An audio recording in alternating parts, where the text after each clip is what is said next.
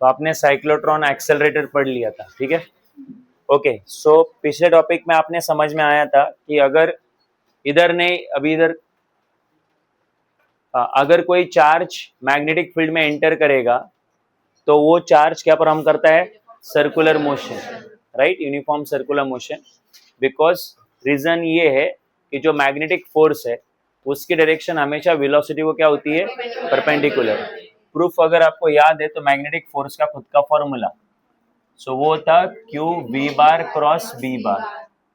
तो magnetic force जो है इन दोनों की प्लेन को परपेंडिकुलर रहेगा बिकॉज क्रॉस प्रोडक्ट है। तो अगर मैग्नेटिक फोर्स इनकी प्लेन को परपेंडिकुलर रहेगा तो मैग्नेटिक फोर्स वेलोसिटी को भी परपेंडिकुलर रहेगा। और लास्ट लेक्चर में मैंने तुम्हें क्लियर करवाया था कि अगर कोई फोर्स वेलोसिटी को परपेंडिकुलर है तो ना वेलोसिटी का वो मैग्नीट्यूड को बढ़ाता है ना कम करता है, वो खाली वेलोसिटी के क्या चेंज करता है? और वो डायरेक्शन हर पॉइंट पे चेंज करता है। तो वेलोसिटी की डायरेक्शन अगर बार बार चेंज करनी है तो फिर ऑब्जेक्ट के पास एक ही ऑप्शन है, वो है सर्कुलर मोशन। क्योंकि सर्कुलर मोशन पे एवरी पॉइंट आपकी डायरेक्शन क्या होती है? चेंज होती है। तो फिर हमने यहाँ से ये समझ लिया था कि whenever charge particle enters into a magnetic field it performs circular motion rather uniform circular motion. और ये कंपल्सरी है, मतलब ऐसा नहीं कि ऑप्शनल है, मतलब कभी चार्ज परफॉर्म करेगा कभी नहीं करेगा, right. Whenever it enters into the magnetic field उसको सर्कुलर मोशन परफॉर्म करना पड़ेगा। बट एक एक्सेप्शन है इसमें, अगर चार्ज जो है वो मैग्नेटिक फील्ड से पैरेलल है या एंटी पैरेलल है, उस टाइम पे फिर वो सर्कुलर मोशन परफॉर्म नहीं करता। क्यों? क्योंकि उस टाइम पे मैग्नेटिक फोर्स भी एक्ट नहीं होता, तो ये एक्सेप्शन में भी नहीं गिना जाएगा, ठीक है। क्यों नहीं? क्योंकि मैग्नेटिक फोर्स एक्ट हुआ तो वो सर्कुलर मोशन परफॉर्म करने ही वाला है। बट अगर फील्ड पैरेलल या एंटी पैरेलल है तो ये मैग्नेटिक फोर्स का मैग्नीट्यूड क्या होता है बोलो? Q V B sine theta. Magnitude, ये तो वेक्टर फॉर्म है ना, डायरेक्शन समझने के लिए वेक्टर फॉर्म इजी है और मैग्नीट्यूड या वैल्यू समझने के लिए मैग्नीट्यूड वाला सही है। तो अब आपको बताओ, अगर ये इस फॉर्मूला को अगर मैं देखूं तो आपको ऑलरेडी पता है कि जो थीटा जो एंगल है वो वेलोसिटी वेक्टर और मैग्नेटिक फील्ड वेक्टर, ये दो वेक्टर के बीच का एंगल होता है, बराबर है।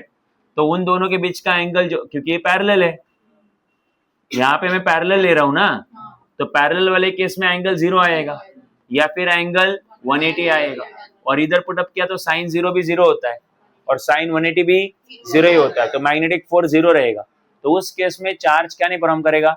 Circular motion. तो अब हम लोग हमारे स्टेटमेंट को इंप्रूव करते हो। Whenever magnetic force acts on charge particle, जब भी चार्ज पार्टिकल के ऊपर मैग्नेटिक फोर्स क्या होगा? एक्ट होगा, charge particle will perform uniform circular motion. और अगर वो मैग्नेटिक फोर्स एक्ट हुआ ही नहीं तो आपको यूनिफॉर्म सर्कुलर मोशन का वहां पे तो कोई सवाल ही नहीं उठता, राइट। तो अभी हम लोग ऐसा नहीं बोलेंगे कि चार्ज मैग्नेटिक फील्ड में गया तो यूसीएम परफॉर्म करेगा, हम बोलेंगे नहीं, चार्ज के ऊपर अगर मैग्नेटिक फोर्स एक्ट हुआ तो वो परफॉर्म करेगा यूनिफॉर्म सर्कुलर मोशन, ठीक है। सो मैं इधर लिख रहा हूं, when magnetic force acts on charge particle, ठीक है, then direction of velocity of charge particle changes at every point, her point पे डायरेक्शन क्या होगी? चेंज होगी। और उसका मतलब ये है कि चार्ज पार्टिकल क्या परफॉर्म करेगा? Performs uniform circular motion only, not only circular motion, uniform circular motion. क्योंकि यूनिफॉर्म इसलिए क्योंकि स्पीड क्या नहीं होता? चेंज नहीं होता, ओनली डायरेक्शन चेंजेस। और ये हमने पिछले लेक्चर में बहुत डिटेल में समझा था ये, ओके। अब हम लोग आगे बढ़ते हैं और हमारे सिलेबस का नेक्स्ट पॉइंट सीखते हैं, वो है हेलिकल मोशन।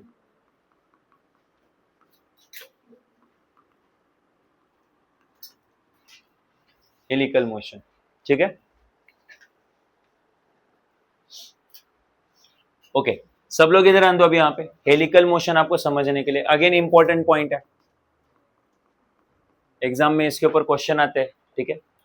तो लेट्स से ये आपका, मान लो ये आपका x एक्सिस है, ये आपका y एक्सिस है और ये आपका z एक्सिस है, ऐसे 3 एक्सिस है यहाँ पे।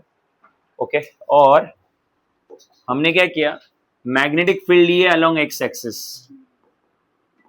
Magnetic field is along x axis. Let's say ऐसे ऐसे एरो बना रहा हूं और इधर लिख रहा हूं b बार, मतलब मैग्नेटिक फील्ड किस एक्सिस के अलोंग है, इस तरफ मैग्नेटिक फील्ड है, ठीक है।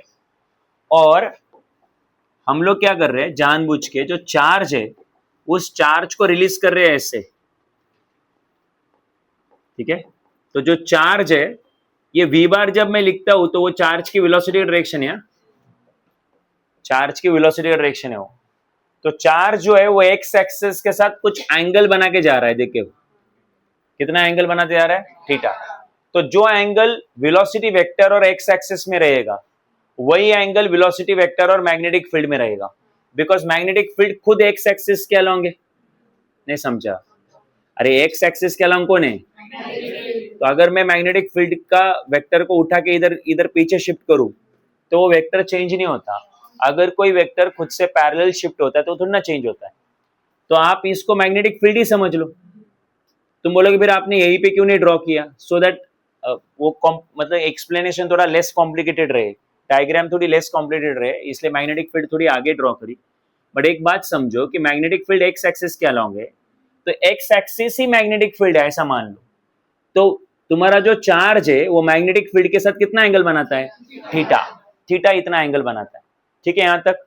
अब ध्यान देना मैं क्या बोल रहा हूं, अब मुझे वो चार्ज का मोशन समझना है। ओके, तो तुम बोलोगे सर चार्ज का मोशन क्या ही समझना है, आपको पता है कि मैग्नेटिक फोर्स एक्ट होगा तो चार्ज क्या परफॉर्म करेगा, यूनिफॉर्म सर्कुलर मोशन। तो ये हमारे लिए क्लियर है ये, ठीक है। तो मैं बोलूंगा हाँ हमें वही तो चेक करना है कि मैग्नेटिक फोर्स एक्ट हो रहा है या नहीं हो रहा है, और मैग्नेटिक फोर्स एक्ट होगा कि नहीं होगा वो इस बात पे डिपेंड करता है कि तुम्हारा जो मैग्नेटिक चाहिए, तो मैं जो बोल रहा हूँ इसको इधर लिख देता हूं मैं। तो मैग्नेटिक फोर्स जो है आपका, उसका फॉर्मूला होता है Q V B sine theta. ये एंगल अगर 0 डिग्री बनेगा, राइट, सो साइन 0 0 आता है, या वो एंगल 180 डिग्री बनेगा तो साइन 180 भी कितना आता है। ये दो केसेस में मैग्नेटिक फोर्स नहीं लगेगा। अच्छा, वो जो ये जो एंगल है थीटा, वो किसके बीच का एंगल होता है, वेलोसिटी वेक्टर और मैग्नेटिक फील्ड, इन दोनों के बीच का एंगल होता है। तो मुझे दिख रहा है कि उन दोनों के बीच में एंगल 0 भी नहीं, और क्योंकि एंगल कितना है इधर, theta is the angle between velocity vector and magnetic field, ठीक। तो फिर मैग्नेटिक फोर्स लगेगा, एग्रीड, मैं भी एग्री करता हूं। बट उसके पहले आप एक बात नोटिस करो, तुम्हारा जो वेलोसिटी वेक्टर है वो किसी एक्सिस के अलोंग नहीं है, वेलोसिटी वेक्टर किसी भी एक्सिस के अलोंग नहीं है। तुम बोलोगे उससे क्या फर्क पड़ता है, तो हमें पता है कि अगर कोई वेक्टर स्पेस में है या कोई वेक्टर प्लेन में है तो उस वेक्टर के कंपोनेंट निकलते।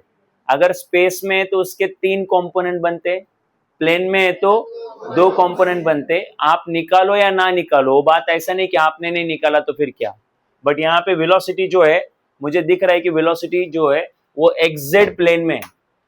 वेलोसिटी वेक्टर जो है वो किस प्लेन में है, ये देखो ना, ये एक्स एक्सिस है और ये वाई नहीं है, जेड है। तो एक्सजेड प्लेन में वेलोसिटी है, दिख रहा है। अगर तुम्हें नहीं समझ में आ रहा है ये क्या है, तो आप ऐसे समझो कि ये एक्स एक्सिस है, ये तुम्हारा जेड एक्सिस है, और ये तुम्हारा वेलोसिटी वेक्टर है, ऐसा ऐसा है। ये क्लियर है कि नहीं, मतलब चार्ज ऐसे जा रहा है, तो चार्ज जो है वो आपके एक्स जेड प्लेन में, इसलिए जो वेलोसिटी है उसके कितने कंपोनेंट बनेंगे, तो एक रहेगा तो उसका कंपोनेंट एक्स कंपोनेंट और एक रहेगा जेड कंपोनेंट। जिस प्लेन में आप होते हो उस प्लेन के जो एक्सिस होते हैं वो आपके 2 कंपोनेंट होते हैं। तो ये जो वेलोसिटी है उसके 2 कंपोनेंट बनने वाले, एक कंपोनेंट ये रहेगा, ठीक है, मैं इसको बोलता हूं एक्स कंपोनेंट, और दूसरा ये वाला कंपोनेंट रहेगा, मैं इसको बोलता हूं जेड कंपोनेंट। अगर आप मुझे स्पेसिफिकली पूछोगे कि एक्स कंपोनेंट की वैल्यू कितनी है, तो मैं बोलूंगा वो है v cos थीटा, है ना। कैसे, वेक्टर जिसके साथ थीटा एंगल बनाता है उसको cos देते, और वेक्टर जिसके साथ थीटा एंगल नहीं बनाता उसको। सो अब यहाँ पे आपके वेलोसिटी के कितने कंपोनेंट हुए, तो फिर मैग्नेटिक फोर्स की वैल्यू भी 2 बार निकालनी पड़ेगी। तुम बोलोगे क्यों? क्योंकि उससे अभी हमारे वेलोसिटी का और मैग्नेटिक फील्ड के बीच का एंगल चेंज हो गया। तुम बोलोगे कैसे? अब आपके लिए ये वाला वेलोसिटी वेक्टर एग्जिस्ट नहीं करता, क्योंकि वो 2 कंपोनेंट में डिवाइड हुआ ना, तो ये वेलोसिटी वेक्टर को देखना ही मत अभी। तो अब आप लोग आपके वेलोसिटी के कंपोनेंट्स को देखना। तो वेलोसिटी का एक्स कंपोनेंट और मैग्नेटिक फील्ड दोनों पैरेलल है, देखो ना, दोनों का डायरेक्शन सेम है। वेलोसिटी का एक्स कंपोनेंट एक्स एक्सिस के अलोंग है, मैग्नेटिक फील्ड भी एक्स एक्सिस के अलोंग है, तो दोनों के बीच का एंगल 0 हुआ।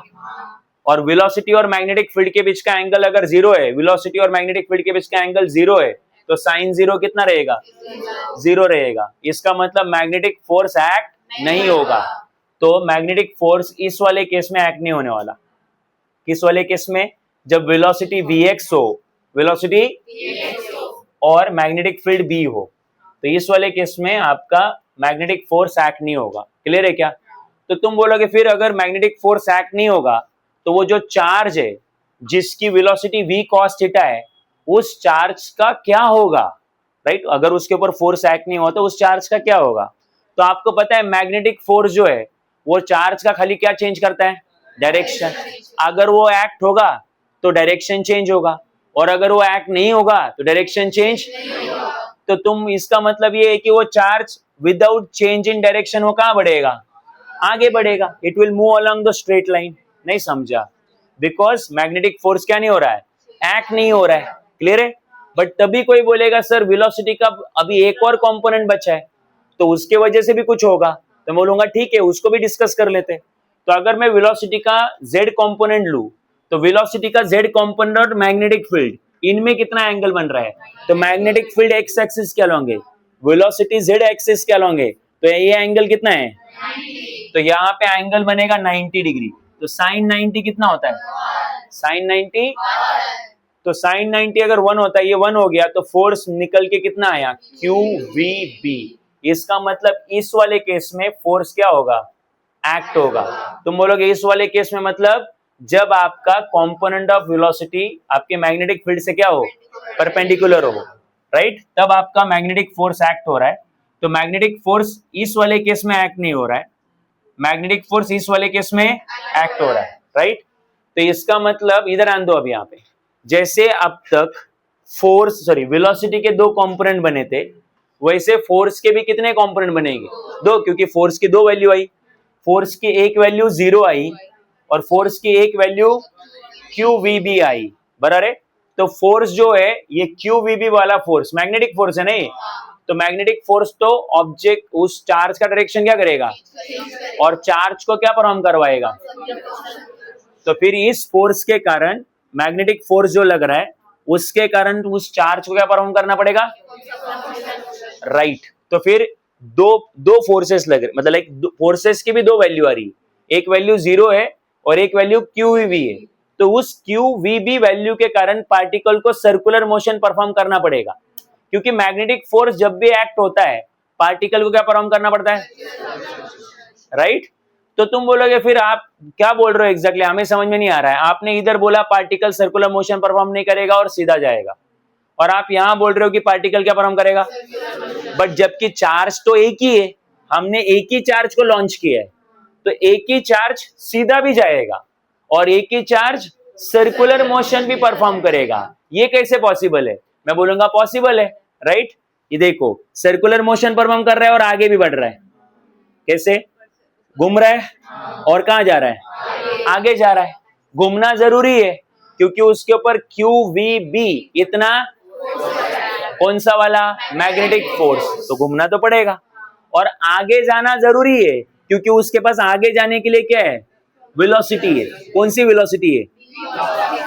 समझ में आ रहा है क्या?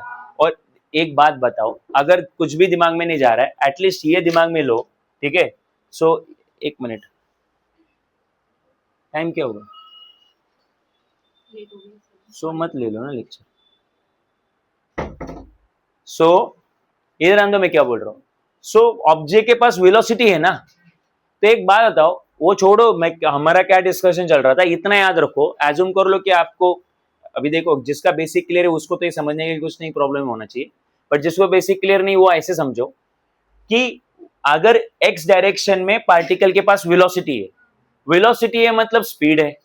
अब स्पीड है तो वो आप आगे बढ़ेगा ही ना, या वो भी ऐसे सोचो, किसी के पास वेलोसिटी मतलब वो मोशन में, अरे हाँ या नहीं, वेलोसिटी अगर नहीं होगी मतलब वो स्टेशनरी, और वेलोसिटी है मतलब वो किस में, तो वेलोसिटी है तो कुछ तो मोशन होगा। तो ये देखो यहाँ पे इस x डायरेक्शन में कौन सा वेलोसिटी बोलो, vx मतलब v, तो वेलोसिटी है तो इसके कारण मोशन होगा कि नहीं होगा। बस आपको ये डिसाइड करना है वो मोशन इसके कारण सर्कुलर मोशन होगा कि कोई और मोशन होगा। तो इसके कारण सर्कुलर नहीं रहेगा क्योंकि उसके कारण मैग्नेटिक फोर्स क्या नहीं हो रहा है। तो फिर इसके कारण क्या कौन सा मोशन होगा, लीनियर मोशन होगा, क्योंकि उस वेलोसिटी का डायरेक्शन क्या नहीं हो रहा है, क्योंकि इसके कारण कोई मैग्नेटिक फोर्स एक्ट। तो फिर ये जो वेलोसिटी वो ऑब्जेक्ट को कहां लेके जाएगी, आगे लेके ही जाएगी। और ये जो वेलोसिटी है उसके कारण क्या एक्ट हो रहा है, मैग्नेटिक फोर्स। इस वेलोसिटी के कारण क्या है वो एक्ट हो रहा है, तो मैग्नेटिक फोर्स के कारण क्या परफॉर्म होगा, राइट। तो इस वेलोसिटी के कारण वो सर्कुलर मोशन परफॉर्म करेगा और इसके कारण वो आगे जाएगा। ये बिल्कुल आपने 11 में प्रोजेक्टाइल मोशन सीखा था। तो प्रोजेक्टाइल मोशन में जब हम लोग ऑब्जेक्ट को लॉन्च करते हैं तो वो आगे भी बढ़ता है और ऊपर भी जाता है। तो ऊपर जाने के लिए ऊपर वर्टिकल वेलोसिटी चाहिए और आगे बढ़ने के लिए हॉरिजॉन्टल वेलोसिटी चाहिए। तो आपको याद होगा, तो हम लोग यहाँ पे इनिशियल वेलोसिटी लेते थे u, एंगल ऑफ प्रोजेक्शन लेते थे थीटा, और उसको अगर रिजोल्व करेंगे तो ये आएगा u cos थीटा, और ये आएगा राइट u sin थीटा, इसको हाइट देता है, और u cos थीटा इसको रेंज देता है, हॉरिजॉन्टल रेंज, सो दैट वो गिरेगा भी तो बहुत आगे जाके गिरेगा। नहीं समझा। सो यहाँ पे दो वेलोसिटी है, एक का काम हाइट देना है और एक का काम रेंज देना है, हॉरिजॉन्टल रेंज देना है। दिमाग में जा रहा है क्या। वैसे यहाँ पे कितनी वेलोसिटी है, एक, वो ये जो vz कंपोनेंट है वो आपको क्या परफॉर्म करवा रहा है, और ये जो vx कंपोनेंट है वो उसको कहाँ लेके जा रहा है। तो ये गोल गोल घूम रहा है इसके कारण और आगे बढ़ रहा है इसके कारण। तो इसको ये दोनों करना पड़ेगा क्योंकि इसके पास दोनों वेलोसिटी है, समझे कि नहीं। तो ये सर्कुलर मोशन भी परफॉर्म कर रहा है और लीनियर मोशन भी परफॉर्म कर रहा है। तो फिर आप फाइनली जब ऑब्जेक्ट को देखोगे तो आपको उसका पाथ ऐसा दिखने वाला है कि ऑब्जेक्ट ऐसा जा रहा है, क्योंकि वो सर्कुलर मोशन भी परफॉर्म कर रहा है और हाँ मतलब आगे भी बढ़ रहा है। तो ये जो शेप है, ये शेप आपके स्प्रिंग जैसा दिखता है या हेलिकल शेप है ना, हेलिक्स, स्प्रिंग को हम लोग हेलिक्स भी बोलते हैं ना। तो ये हेलिकल शेप है या हेलिक्स जैसा शेप है, इसलिए इस मोशन को हम लोग बोलेंगे हेलिकल मोशन। हेलिकल, क्योंकि पाथ मोशन को उसका पाथ डिस्क्राइब करता है ना। पाथ अगर सीधा रहेगा तो लीनियर मोशन, पाथ सर्कुलर रहेगा तो सर्कुलर मोशन, और पाथ अगर स्प्रिंग जैसा रहेगा तो हेलिकल मोशन। अभी भी नहीं समझा। बट ये सब क्यों हुआ, क्योंकि आपने ऑब्जेक्ट की जो वेलोसिटी है उसको एक थीटा एंगल से लॉन्च किया था। अगर आपने ऑब्जेक्ट चार्ज को सीधा लॉन्च किया होता तो उस वेलोसिटी के दो कंपोनेंट बनते ही नहीं, एक ही कंपोनेंट बनता ऊपर की तरफ, और वो डायरेक्टली परपेंडिकुलर होता मैग्नेटिक फील्ड से और खाली क्या परफॉर्म करता। या फिर अगर आपने चार्ज को बस इधर लॉन्च किया होता तो चार्ज और मैग्नेटिक फील्ड पैरेलल होते और मैग्नेटिक फोर्स एक्ट ही नहीं होता और चार्ज बस कैसे आता, आगे जाता। बट आपने चार्ज को ऐसे लॉन्च किया है कि उसने मैग्नेटिक फील्ड के साथ कितना एंगल बनाया है, थीटा। इसलिए वेलोसिटी कितने कंपोनेंट बनेंगे, दो कंपोनेंट, एक ने सर्कुलर मोशन परफॉर्म करवाया और एक ने, और उनका कॉम्बिनेशन बनके क्या बना। अभी भी नहीं क्लियर है। तो फिर यहाँ पे मैं डायग्राम जो है ऑब्जेक्ट का पाथ में ड्रॉ कर रहा हूँ, ठीक है। तो ऑब्जेक्ट का पाथ जो है वो कुछ ऐसा रहेगा, एक मिनट।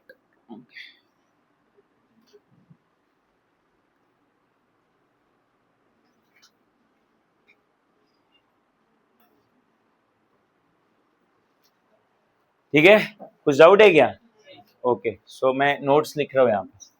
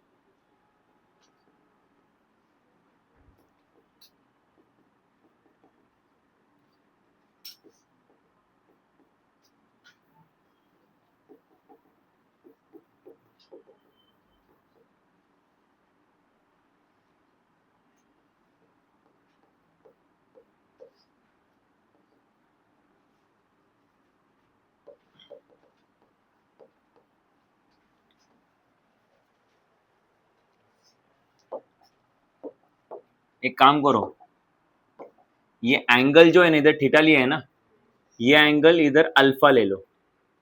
तुम्हारे टेक्स्ट बुक में थीटा ही लिया है, ठीक है, बट अल्फा क्यों लो मैं समझा देता हूं।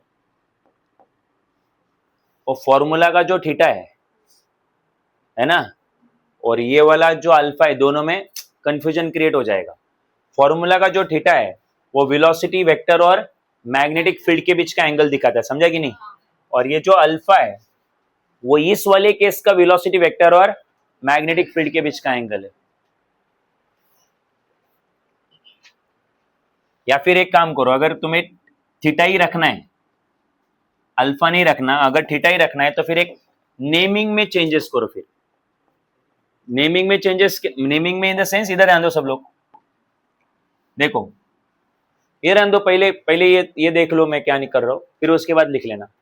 तो मुझे मैग्नेटिक फोर्स का एक्स कंपोनेंट निकालना है, या मैग्नेटिक फोर्स से अलोंग एक्स एक्सिस, या इस तरफ इस वेलोसिटी की वजह से Vx, इस वेलोसिटी की वजह से कितना मैग्नेटिक फोर्स है ये पता करना है। तो उसके लिए जो मैं वेलोसिटी लूंगा वो वेलोसिटी का कौन सा कंपोनेंट लूंगा, एक्स कंपोनेंट, अरे है या नहीं। और जो थीटा लूंगा वो दोनों के बीच का एंगल लूंगा ना, क्योंकि तुम्हें पता है ये मैग्नेटिक फोर्स के फॉर्मूला में जो साइन के साथ जो एंगल होता है वो वेलोसिटी वेक्टर और मैग्नेटिक फील्ड इनके बीच का एंगल होता है। तो अगर मैंने वेलोसिटी का एक्स कंपोनेंट लिया है तो वेलोसिटी का एक्स कंपोनेंट और मैग्नेटिक फील्ड दोनों आपस में कैसे है, पैरेलल है। तो एंगल कितना बनेगा, जीरो, एंगल बनेगा जीरो, इधर जीरो बनेगा। और साइन जीरो कितना होता है, जीरो। इसका मतलब magnetic force due to velocity component parallel to x axis is zero, right? So thus charge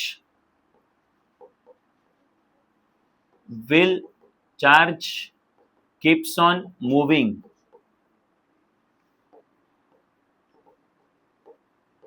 along straight line due to this velocity, या due to velocity vx। तो vx cos theta के कारण charge जो है वो सीधा ही जाएगा, ठीक है। अब दूसरी वेलोसिटी कौन सी है, vz। अब उसके वजह से कितना मैग्नेटिक फोर्स है वो निकाल लेते हैं। also magnetic force due to component of velocity vz is, क्या आएगा फॉर्मूला दोबारा, मैग्नेटिक फोर्स का फॉर्मूला आएगा q, इस बार वेलोसिटी कौन सी लेनी है, vz वाली, ठीक है, इंटू b मैग्नेटिक फील्ड और इंटू साइन। अब जो एंगल लेंगे वो वेलोसिटी और मैग्नेटिक फील्ड के बीच का एंगल लेंगे। तो इस बार आपने वेलोसिटी कौन सी वाली ली है, vz वाली ली हुई। तो vz वाली वेलोसिटी इस तरफ है, मैग्नेटिक फील्ड तो फिक्स है इस तरफ, तो एंगल कितना बन रहा है, 90 डिग्री। तो इधर आएगा साइन 90, साइन 90 कितना होता है 1, तो q vz b। तो ये जीरो नहीं आया, बराबर है। और अगर मैग्नेटिक फोर्स जीरो नहीं आया तो वो मैग्नेटिक फोर्स क्या परफॉर्म करवाएगा, यूनिफॉर्म सर्कुलर मोशन। फिक्स है, मैग्नेटिक फोर्स वही करवाता है और कुछ तो करवाता नहीं। तो 10 charge will perform UCM due to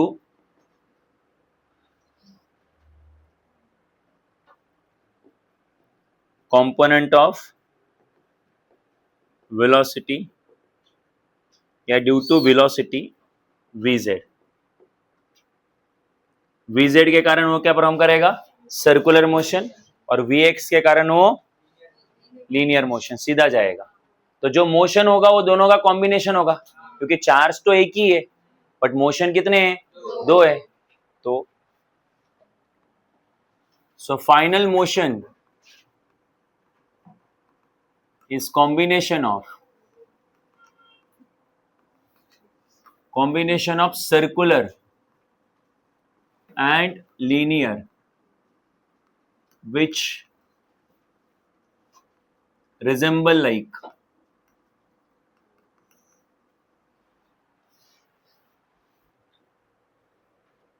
helix.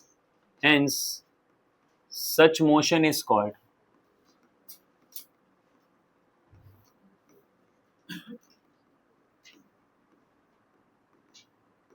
helical motion.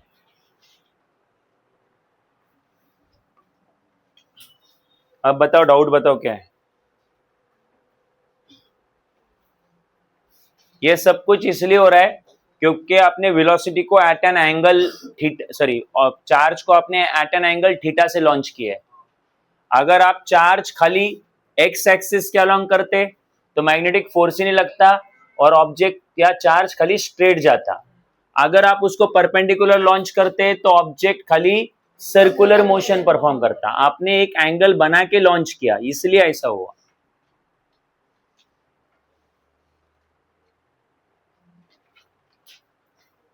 आपको पता है कि इसके साइक्लोट्रॉन एक्सेलरेटर के पहले हमने साइक्लोट्रॉन मोशन पढ़ा था. साइक्लोट्रॉन मोशन में तुम्हें याद है मैंने जो डायग्राम निकाली थी, इधर आंदो सब लोग. साइक्लोट्रॉन मोशन मैंने ये एक्स एक्सिस लिया था, ये वाई एक्सिस लिया था, यहां से मैंने चार्ज को लॉन्च किया था वाई एक्सिस के अलोंग, बराबर है. बट याद करो मैंने मैग्नेटिक फील्ड कैसी ली थी. तो मैग्नेटिक फील्ड मैंने ऐसे क्रॉस बनाया था और मैग्नेटिक फील्ड परपेंडिकुलर और इनवर्ड थी. तो वो जो मैग्नेटिक फील्ड थी वो अंदर की तरफ थी, ऐसे. क्लियर है कि नहीं? और ये चार्ज था वेलोसिटी, ऐसे इस तरीके से ये चार्ज का वेलोसिटी.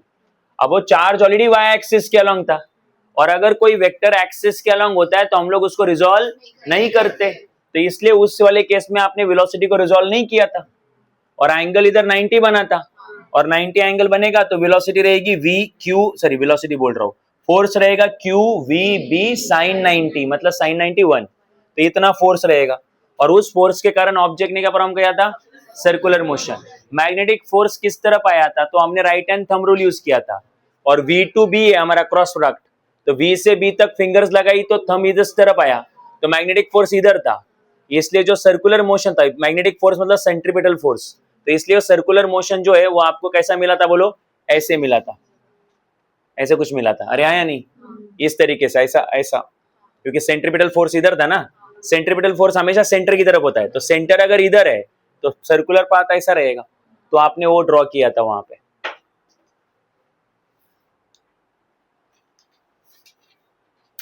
कुछ डाउट है इसमें? तो हेलिकल मोशन क्यों परफॉर्म हो रहा है, समझ में आया? 2 मार्क के लिए क्वेश्चन आया तो आप लोग ये पूरा नोट्स नोट डाउन कर लेना वहां पे. चलो आगे बढ़ते हैं. Next point.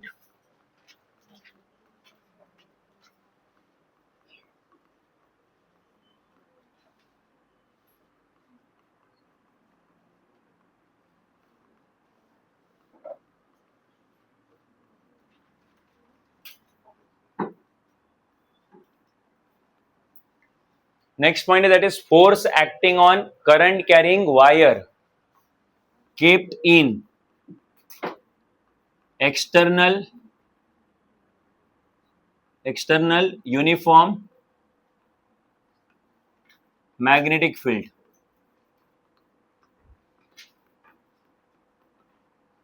तो आप एक्सटर्नल यूनिफॉर्म मैग्नेटिक फील्ड में आप लोग क्या रखने वाले हो? एक करंट कैरिंग वायर रखने वाले हो. वायर को आप लोग क्या बोल सकते हो? कंडक्टर. तो करंट कैरिंग कंडक्टर आपको रखना है एक्सटर्नल, मतलब बाहर, मतलब लाइक किसी और की मैग्नेटिक फील्ड में रखना है. ठीक है? और आपको ये देखना है कि उस कंडक्टर के ऊपर कितना फोर्स एक्ट हो रहा है. ठीक, पहली चीज तो आपको ये सोचना चाहिए कि उस करंट कैरिंग कंडक्टर के ऊपर फोर्स ही क्यों एक्ट होगा. तो बहुत सिंपल है. मुझे बताओ, जब हम लोग करंट कैरिंग कंडक्टर को मैग्नेटिक फील्ड में रखेंगे तो जब आप बोलते हो कि उस कंडक्टर में से करंट पास हो रहा है, मतलब बेसिकली कौन मूव हो रहा है? चार्ज मूव हो रहा है. और आपको ये पता है कि जब चार्ज अगर मूव होता है मैग्नेटिक फील्ड में से तो उस चार्ज के ऊपर मैग्नेटिक फोर्स अप्लाई होता है. कितना फोर्स अप्लाई होता है? QEB. दोबारा से, करंट कैरिंग कंडक्टर कहां रखा? एक्सटर्नल मैग्नेटिक फील्ड में. अच्छा, कंडक्टर में से करंट जा रहा है, मतलब कौन फ्लो हो रहा है? तो क्या हम लोग ये बोल सकते हैं क्या कि मैग्नेटिक फील्ड में चार्ज मूव हो रहा है? और जब भी चार्ज मैग्नेटिक फील्ड में मूव होता है तो उस चार्ज के ऊपर कितना फोर्स लगता है? QEB sin theta. बट वो चार्ज अल्टीमेटली किसके अंदर है? कंडक्टर के अंदर. तो अगर चार्ज के ऊपर फोर्स लग रहा है मतलब किसके ऊपर फोर्स लग रहा है? कंडक्टर के ऊपर, क्योंकि चार्ज तो कंडक्टर के अंदर ही है ना। तो इस तरीके से जब भी आप लोग करंट कैरिंग कंडक्टर को अगर मैग्नेटिक फील्ड में रखोगे तो उसके ऊपर क्या लगता है? फोर्स। ठीक, आप बोलोगे कि सर अगर कंडक्टर में से करंट पास नहीं हुआ तो भी तो उसके अंदर चार्ज होता ही है और वो चार्ज मूव भी होता है, सबको पता है, राइट? तो वहां पे अगर मैं क्या बोल रहा हूँ समझ में आ रहा है? करंट इलेक्ट्रिसिटी चैप्टर नहीं पता गधो? कंडक्टर में चार्ज नहीं होता, इलेक्ट्रॉन नहीं होता, फ्री इलेक्ट्रॉन्स वो रैंडमली ओरिएंटेड नहीं होते क्या? तो कंडक्टर के अंदर वैसे भी इलेक्ट्रॉन्स मूव होते ही है। तो जब मैं कंडक्टर में से करंट पास ना करूं और उस कंडक्टर को मैग्नेटिक फील्ड में रख दूं तब भी तो चार्ज के ऊपर क्या एक्ट होने वाला है? फोर्स। और वो चार्ज कंडक्टर के अंदर है तो फिर कंडक्टर पे ही क्या एक्ट होगा? फोर्स। तो मैं पार्टली इस स्टेटमेंट से एग्री करता हूं कि चार्ज के ऊपर फोर्स एक्ट होगा, बट इस स्टेटमेंट से एग्री नहीं करता हूं कि वो फोर्स कंडक्टर के ऊपर एक्ट होगा। तुम बोलोगे ऐसा क्यों? समझाता हूं मैं। आपको पता है कि इलेक्ट्रॉन कंडक्टर के अंदर मूव तो होते हैं बिकॉज बिकॉज करंट नहीं है, बट इलेक्ट्रॉन रैंडमली तो मूव होते हैं ना, बट उनका मोशन रैंडम होता है।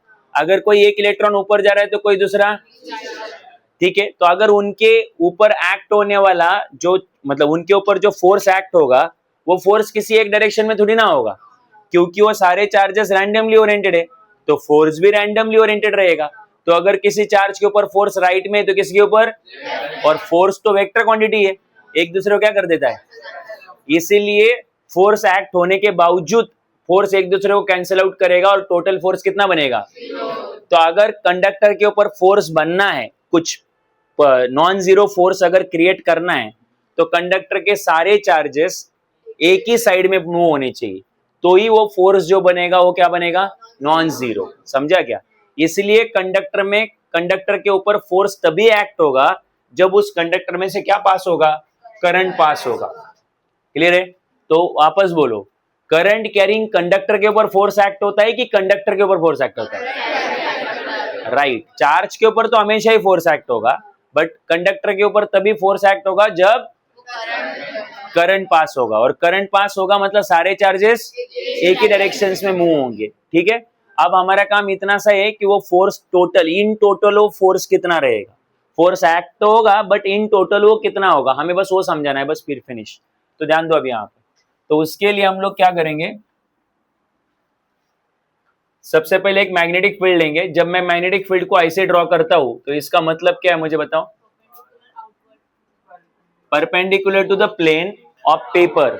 जिस पेपर पे आप लोग ड्रॉ कर रहे हो, लिख रहे हो, उस प्लेन को परपेंडिकुलर, और तो मैग्नेटिक फील्ड ऐसी रखी हुई है, राइट? और ऐसी मैग्नेटिक फील्ड कैसे बना सकते हैं? तो इस पेपर के पीछे नॉर्थ पोल रखो एक मैग्नेट का, और सामने साउथ पोल रखो, और मैग्नेटिक फील्ड नॉर्थ से साउथ आती है, तो बस हो गया, इतना इजी।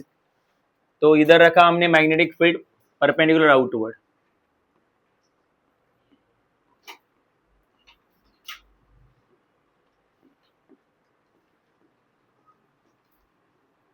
अच्छा, जितने पार्ट में मैंने ऐसा ड्रॉ किया है उतने पार्ट में ही क्या है बोलो? Magnetic field. इसके बाहर मैग्नेटिक फील्ड नहीं है। ठीक है? और अब मुझे इस मैग्नेटिक फील्ड में क्या रखना है? Current carrying conductor, basically wire रखना है या कोई रॉड रखना है। ठीक है? अच्छा, इसमें दो केसेस है।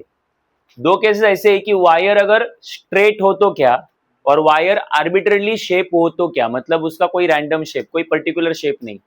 तो फिर इसमें केस नंबर 1 कर लो। तो जो वायर रहेगा आपका रहेगा स्ट्रेट वायर, स्ट्रेट वायर या फिर स्ट्रेट कंडक्टर। मतलब जो डेरिवेशन में अभी तुम्हें दे रहा हूं वो तभी वैलिड होगा जब आप लोग जो वायर रखोगे मैग्नेटिक फील्ड में, या जो वायर रखोगे वो स्ट्रेट होगा। एनीवेज, अब देख लो यहाँ पे मैं स्ट्रेट वायर यहाँ पे रख रहा हूं। तो एक वायर ली, जानबूझ के जो वायर हमने रखी है वो मैग्नेटिक फील्ड जितने एरिया में उससे बड़ी, उसकी लेंथ उससे बड़ी रखी हुई मैंने, और वायर मैंने बड़ा ही ड्रॉ किया है सो दैट मैं शो करूं कि उसमें से चार्ज वगैरह मूव हो रहा है। तो ये जो वायर है वो आपको करंट कैरिंग वायर है, तो उसमें से करंट फ्लो हो रहा होगा। तो मैं करंट की डायरेक्शन दिखा देता हूं। तो this is the direction of current, जो वायर में से करंट क्या हो रहा है? फ्लो हो रहा है। ठीक है? तो आप सब जानते हैं कि वायर का करंट जो है वो पॉजिटिव से, जनरली हम लोग करंट कहां से कहां लेते हैं, पॉजिटिव से, क्योंकि इलेक्ट्रॉन कहां जाते हैं, नेगेटिव से। मतलब अगर मैं ये बोलूं कि अगर डायरेक्शन ऑफ करंट इज, मैं जनरल स्टेटमेंट दे रहा हूं, तुम भी जनरल स्टेटमेंट दो, तो मुझे बताओ अगर मैं ये बोलूं कि डायरेक्शन ऑफ करंट जो है ए टू बी है, राइट, तो फिर डायरेक्शन ऑफ चार्ज क्या रहेगा, B2 है, क्योंकि आपको पता है जब इलेक्ट्रॉन नेगेटिव से कहां जाते हैं, तो फिर पॉजिटिव एंड से कौन शुरू होता है, करंट शुरू होता है। तो elect charge moves from negative to and current moves from, ultimately charge और करंट की डायरेक्शन एक दूसरे के। सो व्हेन आई राइट कि करंट मेरे राइट से या तुम्हारे राइट से लेफ्ट में जा रहा है, तो फिर चार्ज कहां जा रहा है, राइट, लेफ्ट से राइट में जा रहा है। तो ये चार्ज की डायरेक्शन, ऐसे चार्ज की डायरेक्शन दिखा दो, ये चार्ज है, Q इज अ चार्ज, और चार्ज की डायरेक्शन दिखाते टाइम उसकी वेलोसिटी की डायरेक्शन दिखाते, मालूम है ना। तो हम लोग इधर वेलोसिटी लिखेंगे V बार और सफिक्स में देंगे D। What is VD, drift velocity of electron. Electron जिस एवरेज वेलोसिटी के साथ एक साइड से कहा जाता है दूसरे साइड, उस वेलोसिटी को हम लोग 11 में क्या बोलते थे, drift velocity.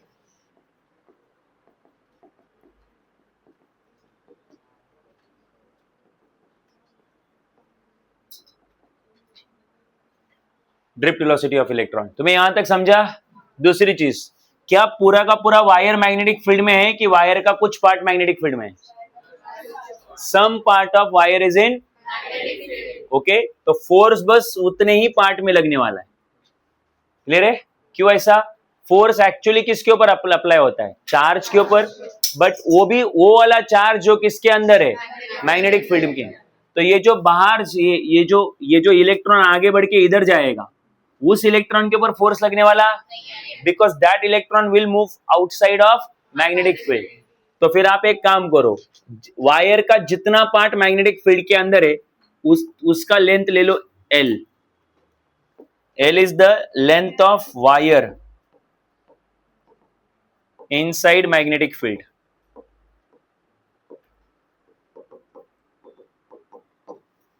Because only that part will experience force. क्यों, बाकी पार्ट में चार्ज नहीं है क्या, है, बट बाकी पार्ट मैग्नेटिक फील्ड के बाहर है, इसलिए फोर्स नहीं एक्ट होगा ना। क्लियर है यहां तक। तुम्हें सिचुएशन समझा है क्या। अब कैलकुलेट करते हैं हम लोग वो फोर्स कितना है।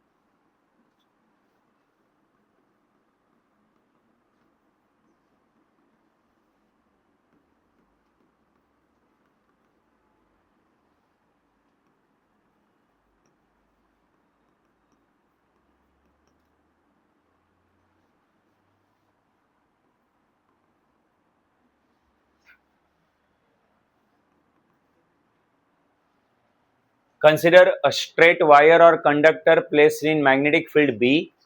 उस कंडक्टर में से करंट पास हो रहा है, तो carrying a current I as shown in figure, let L be the length of wire which lies in magnetic field. Okay, so therefore, अब आगे ध्यान देना मैं क्या बोल रहा हूं, अब लिखना छोड़ दो, इधर आने दो। तो मुझे क्या कैलकुलेट करना है, force acting on conductor, force acting on, ठीक है, the current carrying conductor kept in magnetic field. Logic मैंने तुम्हें क्या समझाया कि वो फोर्स एक्चुअली किसके ऊपर एक्ट होता है, और चार्ज अल्टीमेटली किसके अंदर है, ठीक। अब इसके आगे दिमाग लगाना मैं क्या कर रहा हूं.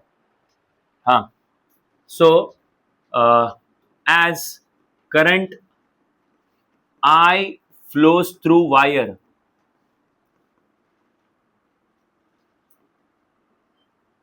thus, ठीक है, कितना करंट फ्लो हो रहा है I. तो आप सबको पता है कि करंट का फॉर्मूला क्या है, बोलो.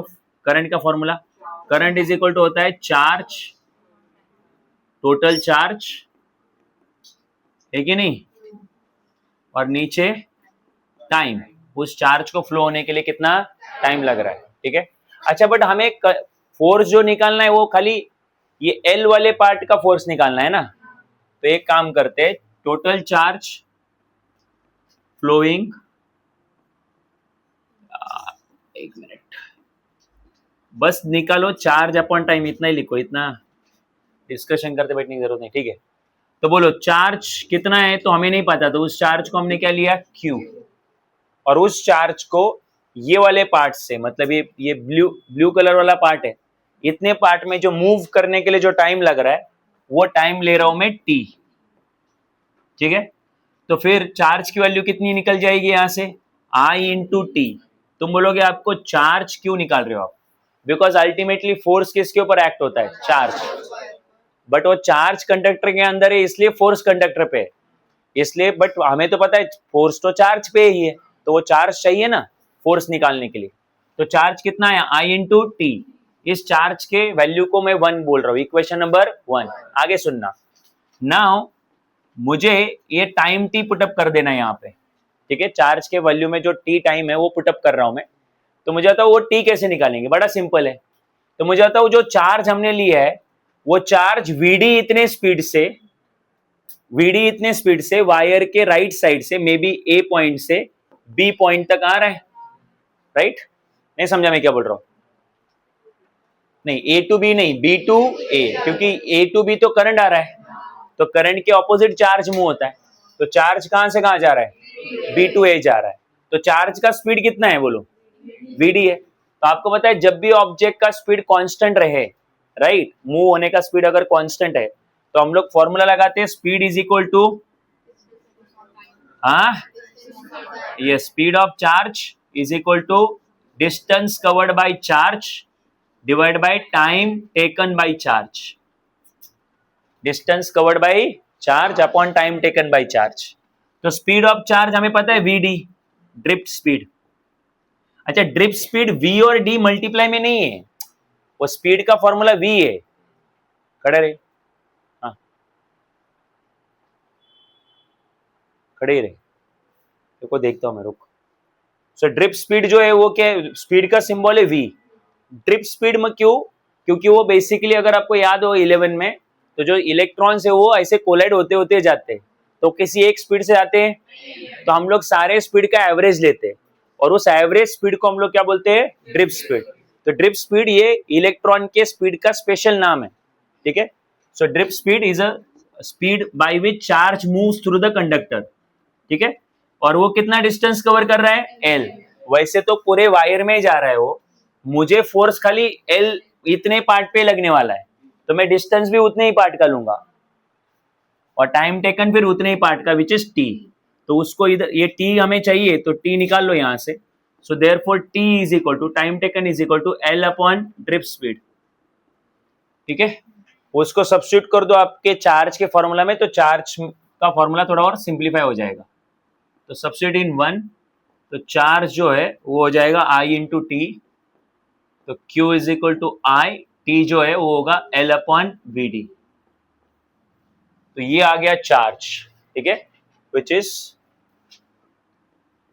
Is charge through wire, charge through wire, इतना चार्ज वायर के थ्रू जा रहा है. Right.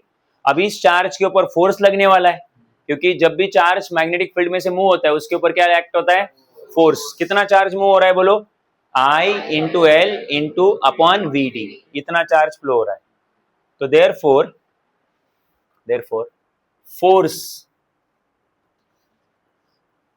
Force acting on charge moving through wire kept in magnetic field तो इज, तो क्या निकाल रहा हूं मैं, force acting on charge rather magnetic force. चाहिए तो ऐसा डिक्लेयर कर दो कि हम लोग मैग्नेटिक फोर्स निकाल रहे हैं, magnetic force acting on charge moving through wire kept in magnetic field. तो जो वायर को मैंने मैग्नेटिक फील्ड में रखा है, उस वायर में से जो चार्ज जा रहा है, उस चार्ज के ऊपर कितना फोर्स एक्ट हो रहा है। तो आपको पता है मैग्नेटिक फोर्स का फॉर्मूला वो होता है Q V B sine theta. ठीक है, क्यू वो चार्ज है, वी उस चार्ज का स्पीड है ना, वेलोसिटी है, और आपको पता है बी उधर की मैग्नेटिक फील्ड है, और थीटा वेलोसिटी और मैग्नेटिक फील्ड के बीच का एंगल है। ठीक, सारी चीजें एक एक करके पुटअप करेंगे। तो क्यू कितना है वो चार्ज भाई, वो चार्ज है I guess I L upon V D. V मतलब velocity of charge, I guess velocity of charge V D है। नहीं समझा, व्हाट इज वी डी?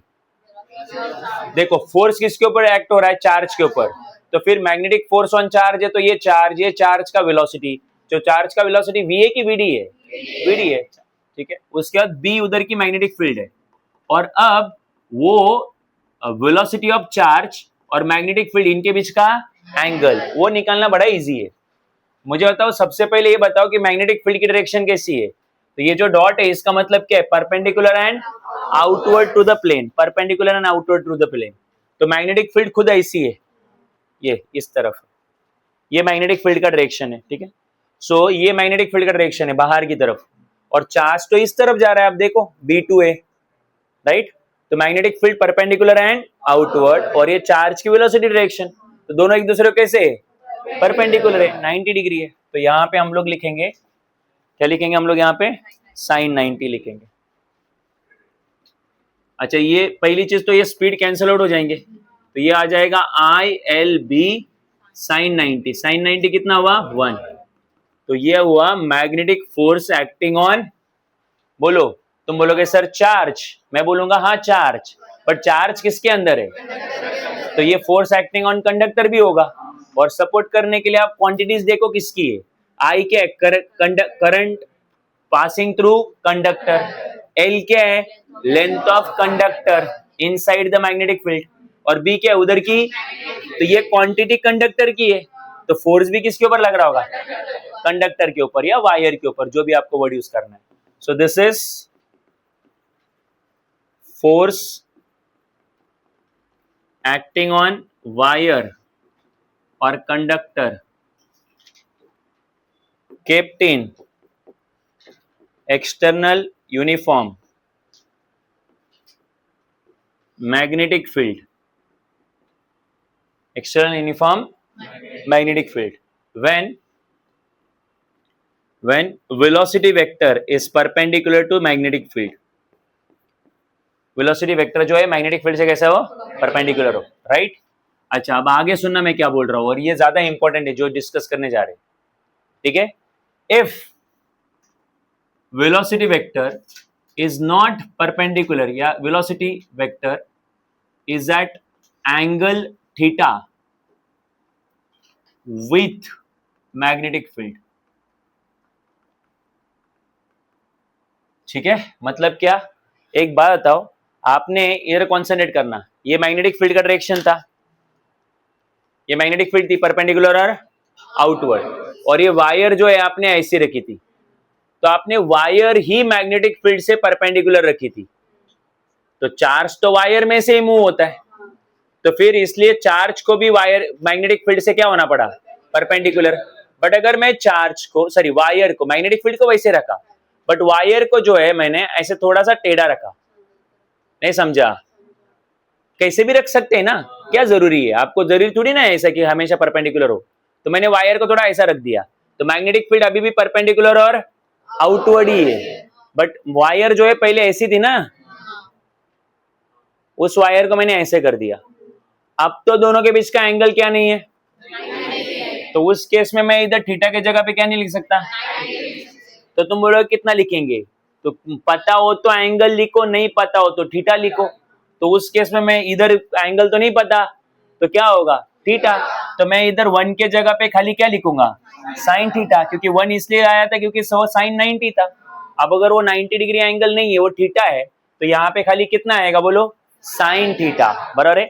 तो ये जो आंसर आपने लिखा है वो एक पर्टिकुलर केस का है, जब आपका वायर परपेंडिकुलर हो किससे मैग्नेटिक फील्ड से। चाहिए तो मैं यहाँ पे लिखता हूं, ठीक है, when wire is kept perpendicular to field, wire आपकी फील्ड से कैसी है perpendicular, but if wire is at an angle theta with magnetic field, मतलब वायर और मैग्नेटिक फील्ड में एंगल कितना बन रहा है थीटा बन रहा है, तब फोर्स कितना होगा, तब फोर्स होगा, बोलो क्या होगा, ये magnetic force is equal to, अगर वापस से सॉल्व करना है तो वापस से सॉल्व करो, आई एल वो चार्ज की वैल्यू वी डी, फिर वो चार्ज का स्पीड, ये आगे बी, और ये साइन थीटा 90 नहीं, ये सब कुछ कैंसिल होगा और मैग्नेटिक फोर्स बनेगा I L B sine theta.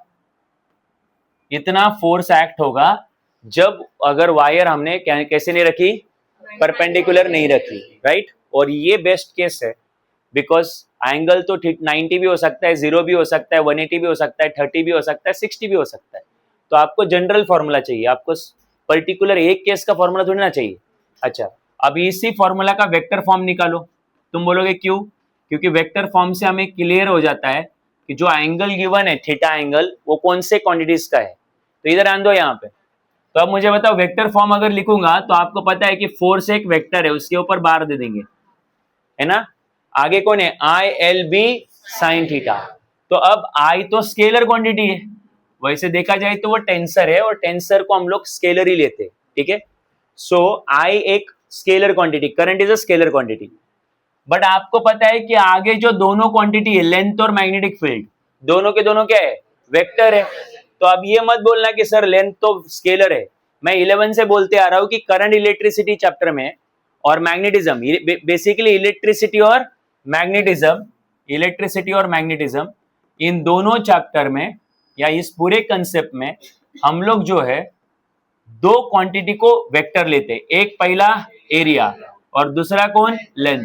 तो दोनों के दोनों इन जनरल जो स्केलर होते हैं वो हम लोग इस चैप्टर में क्या लेते हैं वेक्टर। एरिया वेक्टर तो हम लोग पहले भी यूज कर चुके हैं इलेक्ट्रोस्टैटिक चैप्टर में। आपको पता है एरिया वेक्टर क्या होता है, तो एरिया वेक्टर जो है वो आपकी सरफेस को, सपोज एक एरिया है तो उसकी सरफेस को परपेंडिकुलर और आउटवर्ड रहता है, परपेंडिकुलर और आउटवर्ड, हमने कितनी बार यूज किया इसको, क्लियर है कि नहीं है।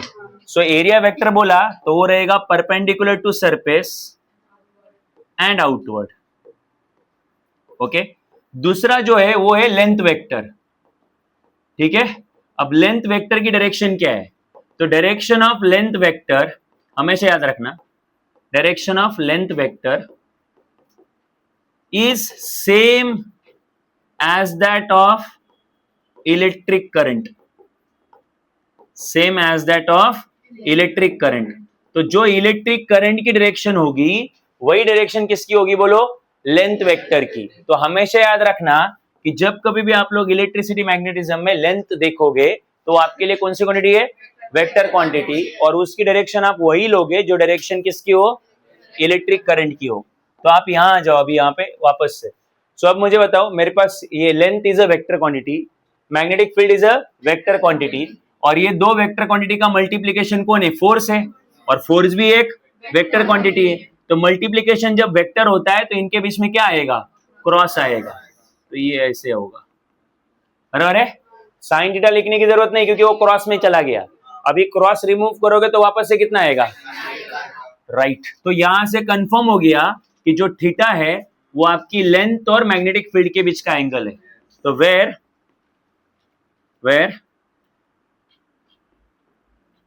Theta is angle between length vector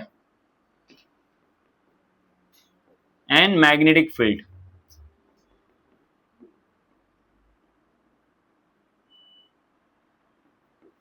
ठीक है। ओके, सो फिर force acting on current carrying wire कितना है बोलो, आई I उस कंडक्टर में से पास होने वाला, L उस कंडक्टर की उतनी लेंथ जो मैग्नेटिक फील्ड में, B उधर का, और थीटा लेंथ और मैग्नेटिक फील्ड के बीच का। ठीक, क्लियर है? अच्छा, फोर्स एक्टिंग ऑन चार्ज पूछा तो क्या फॉर्मूला लोगे? तो कंफ्यूज मत होना, I L B sine theta और क्यू बी साइन थीटा में। Q V B sine theta force acting on charge है, और I L B sine theta force acting on conductor है। वहां पे सारी क्वांटिटी कंडक्टर की, जैसे करंट कंडक्टर का, लेंथ भी कंडक्टर का, और यहाँ पे जो है क्वांटिटी चार्ज की है, जैसे तो चार्ज का मतलब जो पार्टिकल है उसका चार्ज, तो पार्टिकल की वेलोसिटी, समझे कि नहीं? तो ये फॉर्मूला कंफ्यूज मत होना दोनों में, force acting on conductor, force acting on charge.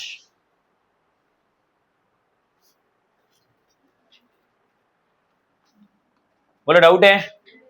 So derivation कैसे किया समझा? एक वायर लिया, राइट, उसका कितना पार्ट मैग्नेटिक फील्ड में था? एल, इतना पार्ट मैग्नेटिक फील्ड में था। वायर में से क्या फ्लो हो रहा है? करंट। अगर करंट फ्लो होगा फ्रॉम ए टू बी, तो बी टू ए क्या फ्लो होगा?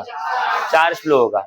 चार्ज के वेलोसिटी को हम लोग ड्रिफ्ट वेलोसिटी बोलते हैं। ठीक, अच्छा, कितना करंट फ्लो हो रहा था वायर में? आई। तो करंट का फॉर्मूला था चार्ज अपॉन, वहां से चार्ज निकल गया। अब वो चार्ज का हमें टाइम पता करना था, जो चार्ज को एल लेंथ को कवर करने के लिए लगता है। तो वो जो टाइम है वो मैंने कैसे निकाला? Speed of charge divided by, sorry, speed of charge is equal to distance upon, right. तो speed is drift speed, distance is L, time is T. तो फिर वहां से तुम्हारा टाइम निकल आया, उसको चार्ज के फॉर्म में पुटअप कर दिया, तो चार्ज कंप्लीट हो गया मेरे लिए। अच्छा, बट ये चार्ज मैग्नेटिक फील्ड में से क्या हो रहा है? मूव हो रहा है। तो इस चार्ज के ऊपर क्या एक्ट होगा? Force, magnetic force. उस फॉर्मूला में वो चार्ज की वैल्यू पुटअप कर दी, चार्ज की वेलोसिटी की वैल्यू भी पुटअप कर दी, और वेलोसिटी और मैग्नेटिक फील्ड के बीच का एंगल भी पुटअप किया। अच्छा, दोनों ये कैंसिल आउट हुए, और फोर्स एक्टिंग ऑन वायर कितना आया? आई एल बी, इतना आया। बट ये एक स्पेशल केस हुई, क्योंकि इसमें वायर और मैग्नेटिक फील्ड परपेंडिकुलर थी। बट जरूरी नहीं कि हर बार वायर और मैग्नेटिक फील्ड क्या हो, तो उस केस में एंगल हम लोग जस्ट थीटा ही रखेंगे, 90 नहीं रखेंगे, राइट। तो फिर उस केस में दोबारा सॉल्व किया, तो फॉर्मूला निकल के आया I L B sine theta, और ये उसका वेक्टर फॉर्म है। वेक्टर फॉर्म से ये कंफर्म हुआ कि थीटा एंगल जो है लेंथ वेक्टर और मैग्नेटिक फील्ड के बीच का एंगल होता है। लेंथ वेक्टर की डायरेक्शन क्या ली जाती है? जो डायरेक्शन करंट की होगी वही डायरेक्शन लेंथ वेक्टर की होगी। ठीक, सो ये सब क्लियर हो चुका है, आगे बढ़ते हैं। कुछ डाउट है यहाँ पे? ओके, तो एक छोटा सा क्वेश्चन कर लो।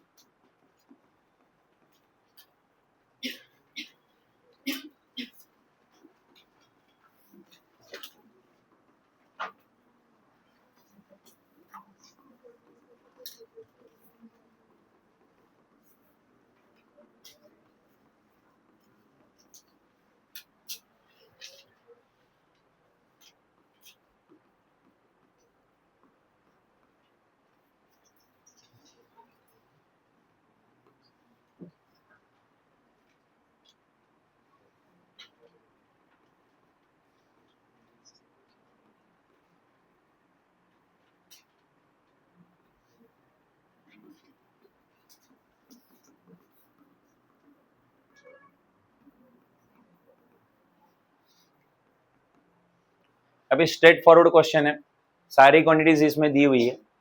फोर्स कैलकुलेट करना है आपको। वायर का लेंथ दिया हुआ है 5 मीटर, ठीक है, और उस वायर को उठा के हमने कहाँ रखा? मैग्नेटिक फील्ड में। मैग्नेटिक फील्ड कितनी दी हुई है? 4 टेस्ला, और कितने एंगल पे रखा हुआ है वो? 30 डिग्री एंगल पे रखा हुआ है, ठीक है। और आपको वायर का करंट भी दिया हुआ है, दैट इज 20 एम्पियर। तो force acting on wire, wire एक कंडक्टर है, तो कंडक्टर का formula I L B sine theta होता है, ठीक है। तो force is equal to current कितना है आपका? 20 ampere, length is 5, magnetic field is 4 tesla, और ये तुम्हारा sine theta is how much? 30 degree. So ये 25, 4 साइन 30 इज हाफ, राइट। तो 2 टू ज़ा 4, 5 टू ज़ा 10, और वो 20 into 10 which is 200 Newton.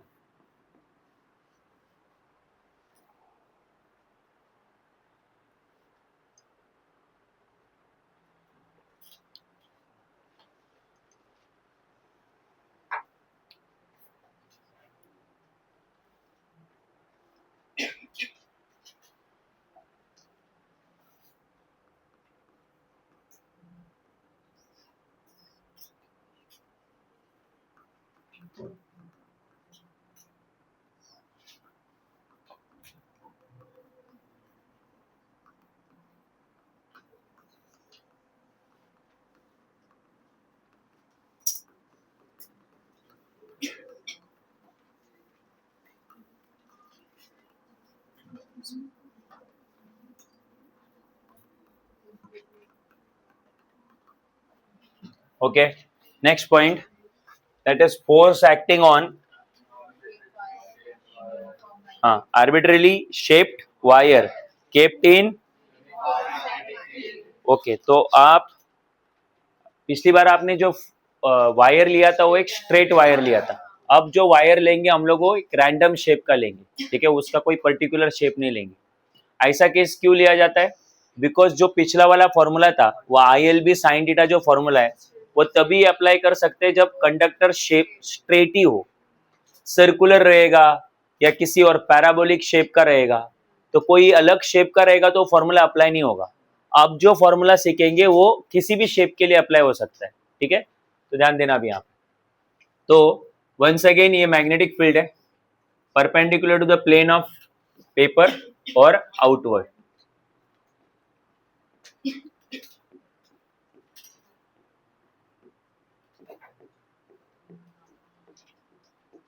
Okay, magnetic field, और इस मैग्नेटिक फील्ड में आप लोग कोई भी एक पर्टिकुलर टेढ़े मेढ़ा वायर रख दो, ऐसा कोई कोई पर्टिकुलर शेप लेने की जरूरत नहीं। तो सपोज एक वायर हमने यहाँ पे रखा,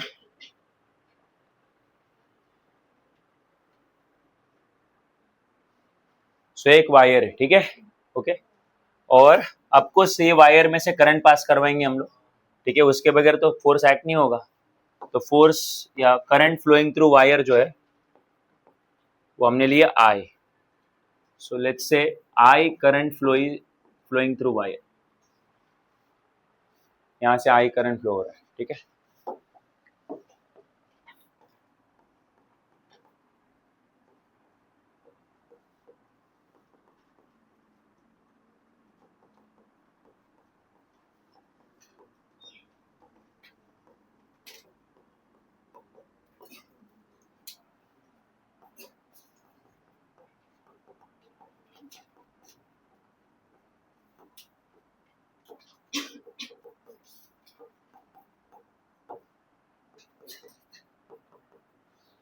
देख लो पहला point, consider arbitrarily shaped wire of length L, इस पूरे वायर की लेंथ L है, kept in external uniform magnetic field, right, ऐसी मैग्नेटिक फील्ड जिसकी हर पॉइंट पे वैल्यू क्या है, सेम है, ठीक। अब ध्यान देना मैं क्या बोल रहा हूँ, ऐसा कुछ लिख रहा हूँ जिसका फिलहाल इधर कुछ रिलेवेंस नहीं है, इधर आने दो 2 मिनट के लिए। We know force acting on straight wire carrying current I and length L is F is equal to या Fm is equal to I L bar cross B bar।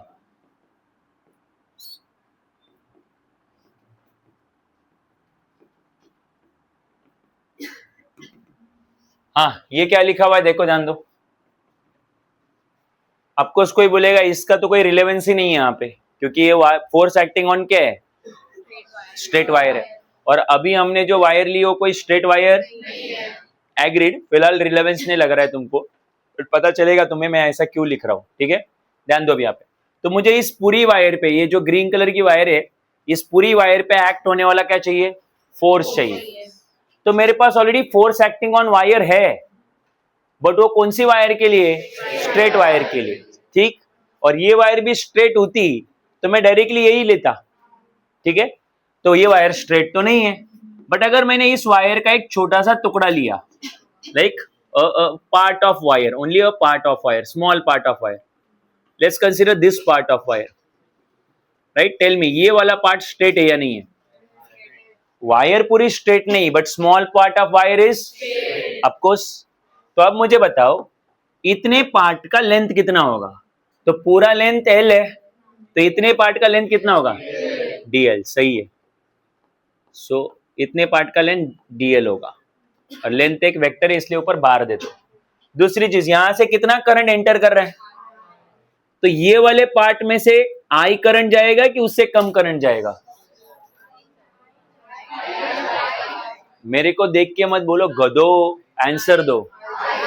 Right, क्योंकि current का ऐसा कुछ नहीं, जितना enter किया हर part में से उतना ही फ्लो होता है। राइट, तो आई करंट ही यहां से पास होगा। So current passing through wire is, current passing through this small section of wire is I, and length of this small section is DL, है ना? ऐसा नहीं होता है ना कि भाई यहां से 10 एम्पियर करंट पास किया तो इधर से 1 एम्पियर ही जाएगा। अरे 10 एंटर किया तो पूरा वो 10 ही जाएगा ना। Okay, so let us consider a very small section of wire of length DL and carrying current I, ठीक है? तो एक छोटा सा सेक्शन लिया वायर का जिसका लेंथ DL और उसमें कितना करंट पास हो रहा है? I. Now force acting on this small part, this small current element, ये करंट एलिमेंट वर्ड जो है ना वो आप लोग आगे बहुत बार सुनोगे। करंट एलिमेंट का मतलब होता है एक छोटा सा वायर का टुकड़ा जिसमें से क्या पास हो रहा है? करंट पास हो रहा है। This is called as current element. तो इस करंट एलिमेंट के ऊपर कितना फोर्स एक्ट होगा, लिखना छोड़ दो। इस छोटे से जो ब्लू कलर का पार्ट है उसके ऊपर कितना फोर्स एक्ट होगा? अरे आया नहीं? तो अब मुझे बताओ, आपका कॉन्संट्रेट करना, मैं क्या बोल रहा हूं। तो आपको इतने से, ये जो ब्लू कलर वाला पार्ट है उतने से पार्ट में कितना फोर्स एक्ट हो रहा है ये पूछा गया है।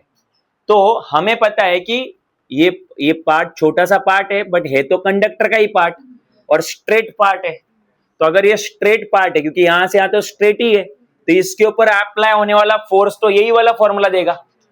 अरे है नहीं? बट मैं देख पा रहा हूं कि ये जो फोर्स है वो लेंथ की वैल्यू पे डिपेंड करता है। तो अगर लेंथ बड़ा रहेगा तो फोर्स भी बड़ा रहेगा, राइट? और अगर लेंथ छोटा रहेगा तो फोर्स भी। तो अगर पूरी वायर के ऊपर एक्ट होने वाला फोर्स F है ना, तो छोटे से पार्ट के ऊपर कितना फोर्स एक्ट होगा? DF, F से काफी कम एक्ट होगा। नहीं समझा? कोई बोलेगा सर करंट तो सेम ही जा रहा है, मैग्नेटिक फील्ड हर पॉइंट पे तो सेम ही है, तो फोर्स भी सेम होना चाहिए ना। बट फोर्स के फॉर्मूले में आपको लेंथ नहीं दिखता है क्या? तो लेंथ ज्यादा तो फोर्स ज्यादा, लेंथ कम तो। So this small part will experience a small force or large force? Correct. So therefore, तो लिख रहा हूं मैं यहाँ पे, now force acting on this small current element is, right? और वो फोर्स इसकी मदद से निकालने वाला हूं मैं, क्योंकि ये जो फॉर्मूला है वो force acting on straight conductor देता है, और ये भी ये जो ब्लू कलर का कंडक्टर है वो भी कैसा है? स्ट्रेट ही है, बस फोर्स की वैल्यू अलग है।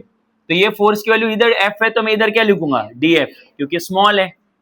उसके बाद आगे करंट तो उतना ही है। अच्छा, L जो है लेंथ है, बट मेरे स्मॉल पार्ट की लेंथ L थोड़ी है ना, कितना ही है? DL है। और आगे मैग्नेटिक फील्ड। अरे है नहीं? So this is the force acting on a small part of wire which is almost straight.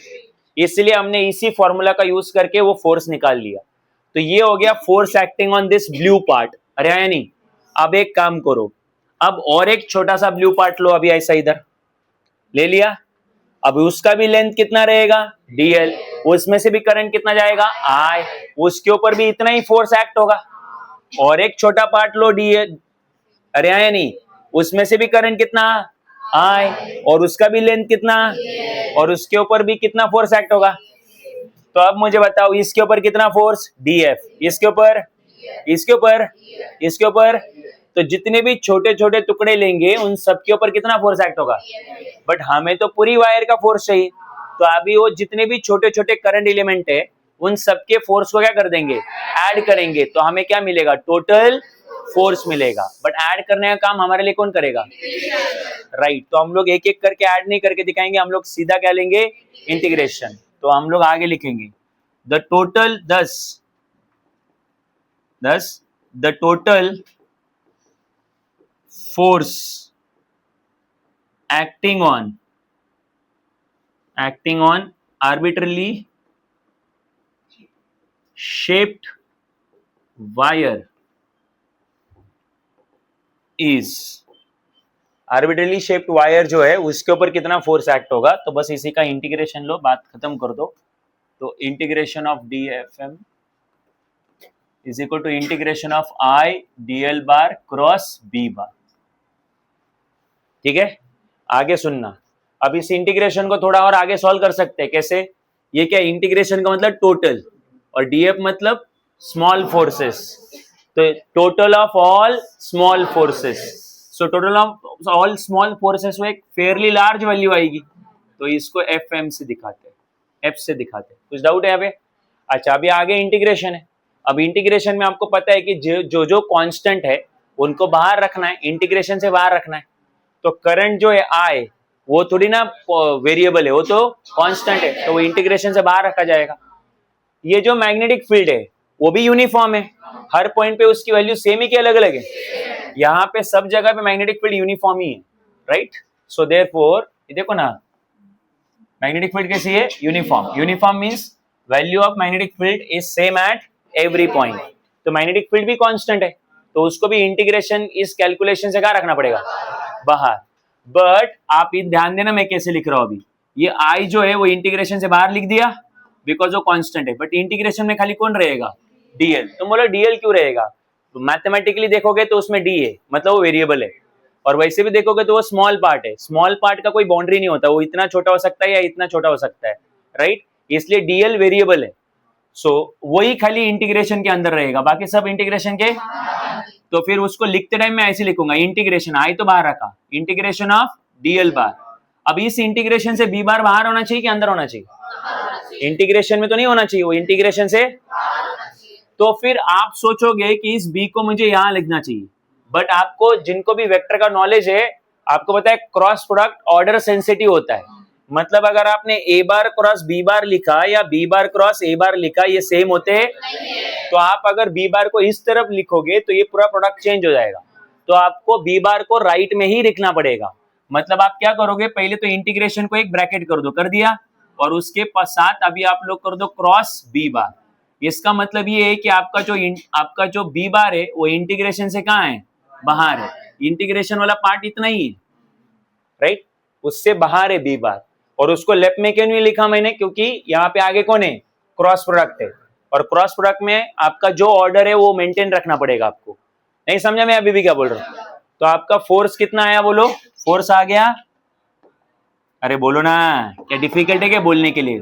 Magnetic force acting on wire, arbitrary shape wire is I, फिर क्या? इंटीग्रेशन ऑफ डीएल बार मतलब length vector multiply by magnetic field, multiply by magnetic field. समझा कि नहीं?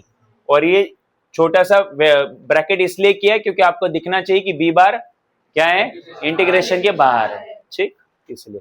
और ये बड़ा bracket इसलिए किया क्योंकि आपको दिखना चाहिए कि क्रॉस प्रोडक्ट किसका है, वो इसका और इसका है। ये length vector, total length vector का मैग्नेटिक फील्ड वेक्टर के साथ क्रॉस प्रोडक्ट है, इसलिए बड़ा वाला ब्रैकेट।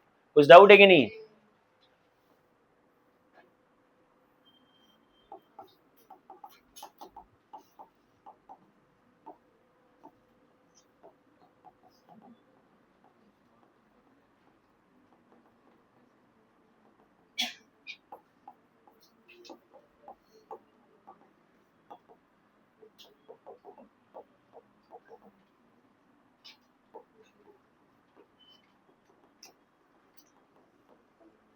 ठीक, ओके। कुछ डाउट है अभी यहाँ पे? ओके, ये वाले पार्ट में कुछ डाउट? हाँ, ये समझ में आया पूरा? पूरी वायर का लेंथ कितना था? छोटे से सेक्शन का लेंथ, उसके ऊपर एक्ट होने वाला फोर्स इसी को देख के लिखा, क्योंकि छोटा सेक्शन स्ट्रेट ही होता है, तो इसलिए स्ट्रेट वाले कंडक्टर पे जितना फोर्स रहेगा उतने ही छोटे सेक्शन पे फोर्स रहेगा, बस उसकी वैल्यू क्या रहेगी? छोटी रहेगी। फोर्स की वैल्यू भी स्मॉल, लेंथ की वैल्यू भी स्मॉल, ये दोनों तो एज इट इज रहेंगे। और आगे तो इंटीग्रेशन का लॉजिक आपको पता होना चाहिए। कुछ डाउट है अभी इसमें? Okay, next part. Next part जो आपको सीखना है दैट इज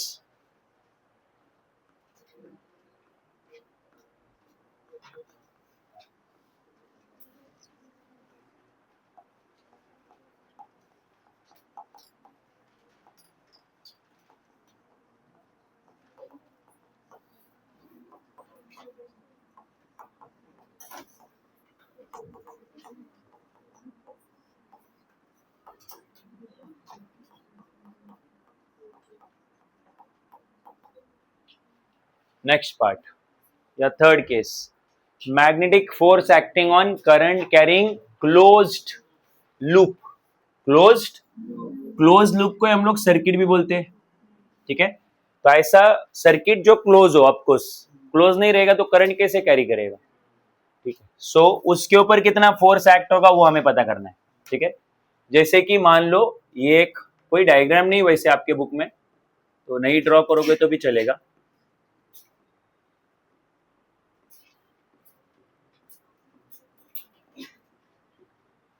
ओके, सो आपने क्या किया, एक क्लोज लूप लिया, सपोज एक सर्कुलर लूप लिया और एक सर्कुलर लूप में से करंट पास किया, इसमें से करंट पास किया, आई करंट इसमें से पास हो रहा है लेट्स से, ठीक है। और हमें पता करना है कि इस करंट कैरिंग लूप के ऊपर कितना फोर्स एक्ट हो रहा है, राइट। तो इधर आन दो अब, यहां पे force we know, force acting on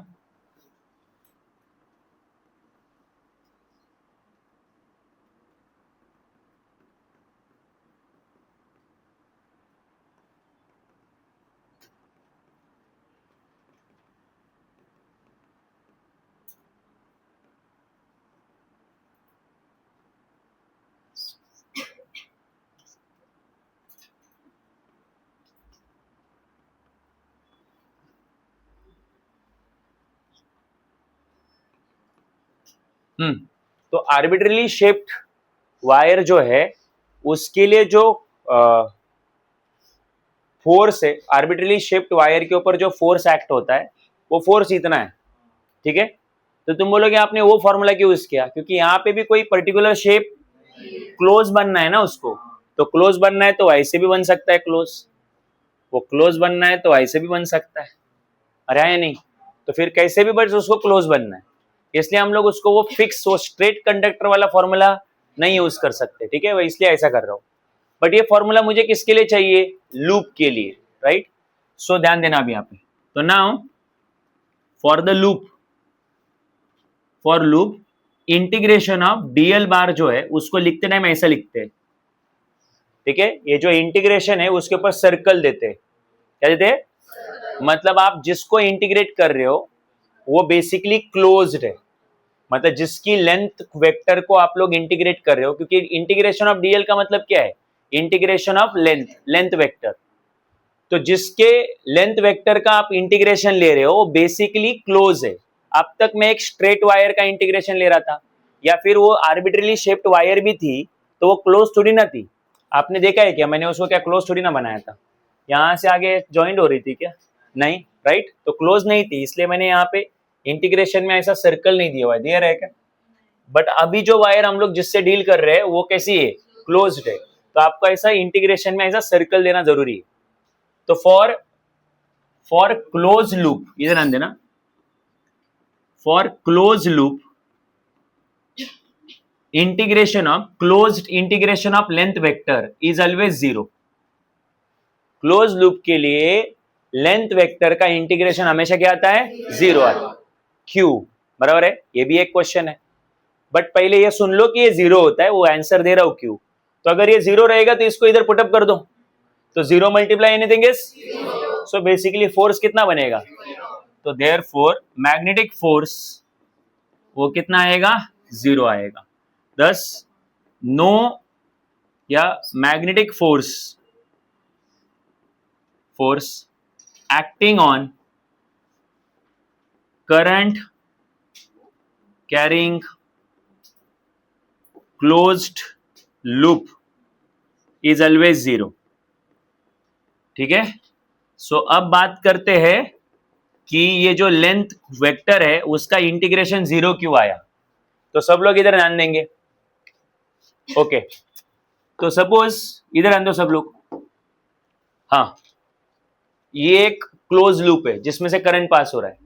तो सपोज मैंने यहाँ पे एक छोटा सा हिस्सा लिया, मतलब एक छोटा सा पार्ट लिया इस लेंथ, मतलब उस लूप का। तो मुझे बताओ, मुझे क्या करना है, मुझे बस इंटीग्रेट, मतलब टोटल लेंथ वेक्टर का टोटल लेना है मुझे, लेंथ वेक्टर का क्या लेना है? तो वो कैसे लेते हैं वो मैं तुम्हें समझा रहा हूं। तो सबसे पहले इधर का एक छोटा सा पार्ट लिया, तो उसका जो आपको पता है लेंथ वेक्टर का डायरेक्शन वही होता है जो करंट का डायरेक्शन होता है। तो इसका जो लेंथ वेक्टर है उसको मैं L1 बोलता हूं, और इसकी डायरेक्शन जिधर करंट है उधर ही रहेगी ना। तो इतने पार्ट का जो लेंथ वेक्टर है मैं उसको बोल रहा हूं L1 बार। इंटीग्रेशन है बट अंदर बहुत सारे आने वाले हैं ना, इसलिए ब्रैकेट करके लिया L1 बार। अब सुनना मैं क्या बोल रहा हूं। अब बिल्कुल उसके ऑपोजिट एक और लेंथ वेक्टर लो। अब उस लेंथ वेक्टर में से पास होने वाला करंट इधर है, अरे है नहीं, उतना ही लेंथ वेक्टर लेना, मतलब जितना इसका लेंथ है उतना ही लेना। तो अगर ये L1 बार है तो ये भी क्या रहेगा? L1 बार, बट ये इसकी डायरेक्शन इसके, क्योंकि करंट इधर है इसमें करंट इधर है, तो एक दूसरे के से ऑपोजिट। तो अगर ये L1 बार रहेगा तो ये क्या रहेगा? अरे वेक्टर ऑपोजिट रहेंगे तो एक दूसरे के क्या, एक पॉजिटिव रहेगा तो एक क्या रहेगा? चॉइस होता है क्या ना लेना? ऑपोजिट है, इक्वल इन वैल्यू है, बट ऑपोजिट है इसलिए माइनस, तो दूसरा क्या रहेगा? माइनस L1 बार। अब उठाओ दूसरा कोई, सपोज इधर लिया, इसको बोल दिया मैंने L2 बार, तो उसके ऑपोजिट बिल्कुल यहां एक रहेगा। तुम बोलोगे हमने ऑपोजिट वाला नहीं लिया, तो तेरे को अक्कल नहीं ना, बाकी दुनिया को तो अक्कल है। हर लेंथ वेक्टर के ऑपोजिट में कोई होता है कि नहीं होता है? तुम्हारे लेने या ना लेने से क्या होता है, राइट? तो ऐसे तो मर ही जाओ, क्या करोगे जिंदगी में? तो इधर L2 बार है तो इधर भी क्या रहेगा? L2 बार, बट ये उसके क्या है? ऑपोजिट है, तो ये क्या होगा? माइनस। तो एक L2 बार रहेगा तो एक क्या रहेगा? माइनस L2 बार। अब अभी तुम कोई भी उठाओ, एक इधर उठाया तो उसके ऑपोजिट का इधर एक रहेगा कि नहीं रहेगा? बट इसमें करंट ऐसा जाएगा कि चॉइस है, ये ऐसा करंट जा सकता है क्या? उधर से अगर ऐसे आ रहा है तो यहां से ऐसे ही जाएगा। तो हमेशा एक लेंथ वेक्टर के ऑपोजिट दूसरा लेंथ वेक्टर होता ही है, और वो इसके कैसा रहेगा? ऑपोजिट रहेगा। तो दोनों आपस में क्या हो जाएंगे? कैंसल, सब्ट्रैक्ट हो जाएंगे, और इनका टोटल निकल के कितना आएगा? 0 आएगा, बराबर है। बट अगर ये क्लोज नहीं होता तो इसके ऑपोजिट इधर कोई होता तो फिर कैंसिल नहीं होगा, तो फिर ये इंटीग्रेशन ऑफ डीएल 0 नहीं होगा अगर क्लोज नहीं होगा तो। बट अगर क्लोज है तो क्या रहेगा? 0 रहेगा। समझा कि नहीं समझा? तो फिर इसलिए integration of DL bar 0 close loop के लिए, और फिर इधर 0 पुटअप किया तो फोर्स भी कितना आएगा? 0 आएगा। नहीं दिमाग में जा रहा है? हाँ, रेक्टेंगुलर शेप का है तो और इजी, 4 ही इससे A to B, और ये क्या है? C to D। करंट ऐसा जाएगा ना, या ऐसे, तो फिर A to B तक का लेंथ सेम है, C to D तक का लेंथ, बट डायरेक्शन। तो अगर ये L1 बार रहेगा तो ये क्या रहेगा? और जब टोटल लूंगा तो कितना होगा? राइट, इसको L2 बार लिया तो ये क्या रहेगा? माइनस L2 बार। टोटल लूंगा तो अगेन क्या आएगा? 0। तो आप कोई भी क्लोज लूप लो, किसी भी शेप का लो, इट डजंट मैटर, अगर वो क्लोज है तो उसके ऊपर मैग्नेटिक फोर्स कितना आएगा? ये नहीं कि मैग्नेटिक फोर्स 0 इसलिए नहीं कि करंट नहीं है, मैग्नेटिक फील्ड नहीं है, इसलिए नहीं। जो लेंथ वेक्टर का टोटल होता है वो हमेशा कितना आता है? 0 आता है। वो किसके लिए? क्लोज लूप के लिए, इसलिए मैंने ऐसा इधर सर्कल किया है। ठीक है, कोई डाउट है यहाँ पे? ओके, तो ये हो गया तुम्हारा magnetic force acting on current carrying close loop. कुछ डाउट है? ओके, आगे एक छोटा सा पार्ट है, बस उसको हम लोग एक्सप्लेन करेंगे, पढ़ेंगे हम लोग अगले लेक्चर में, ठीक है? क्योंकि बैच 1 का वही तक हुआ है। वो है that is torque acting on current carrying loop.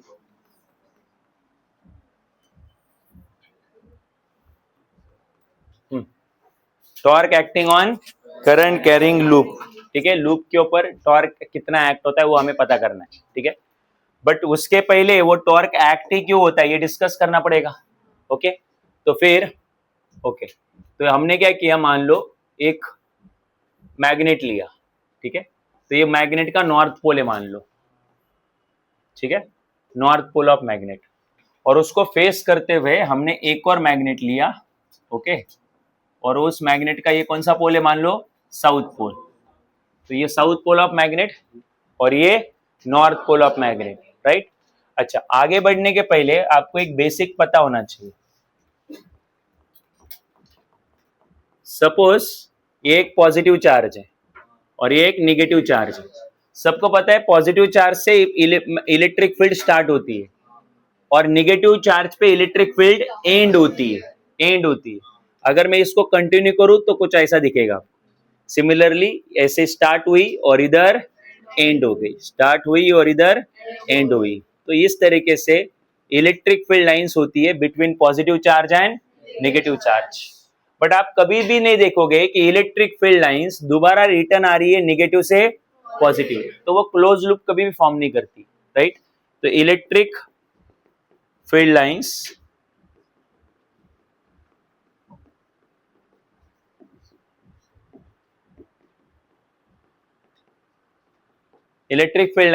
Close loop form नहीं करते।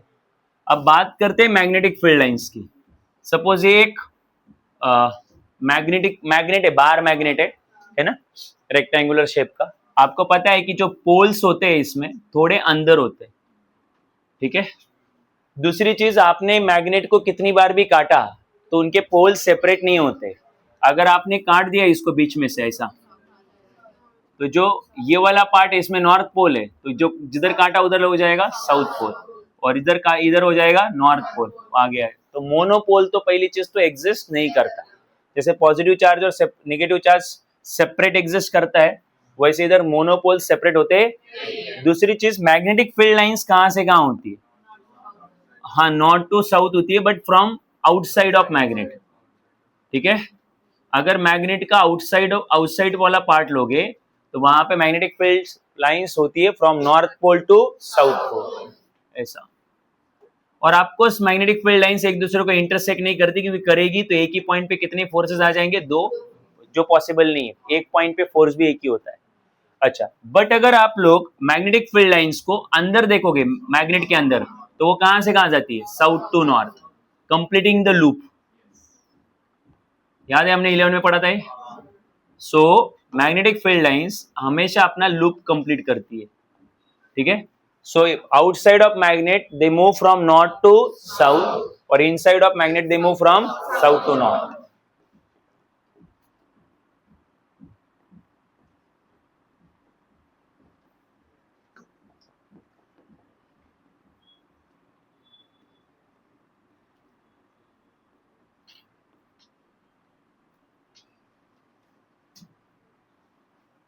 ठीक है।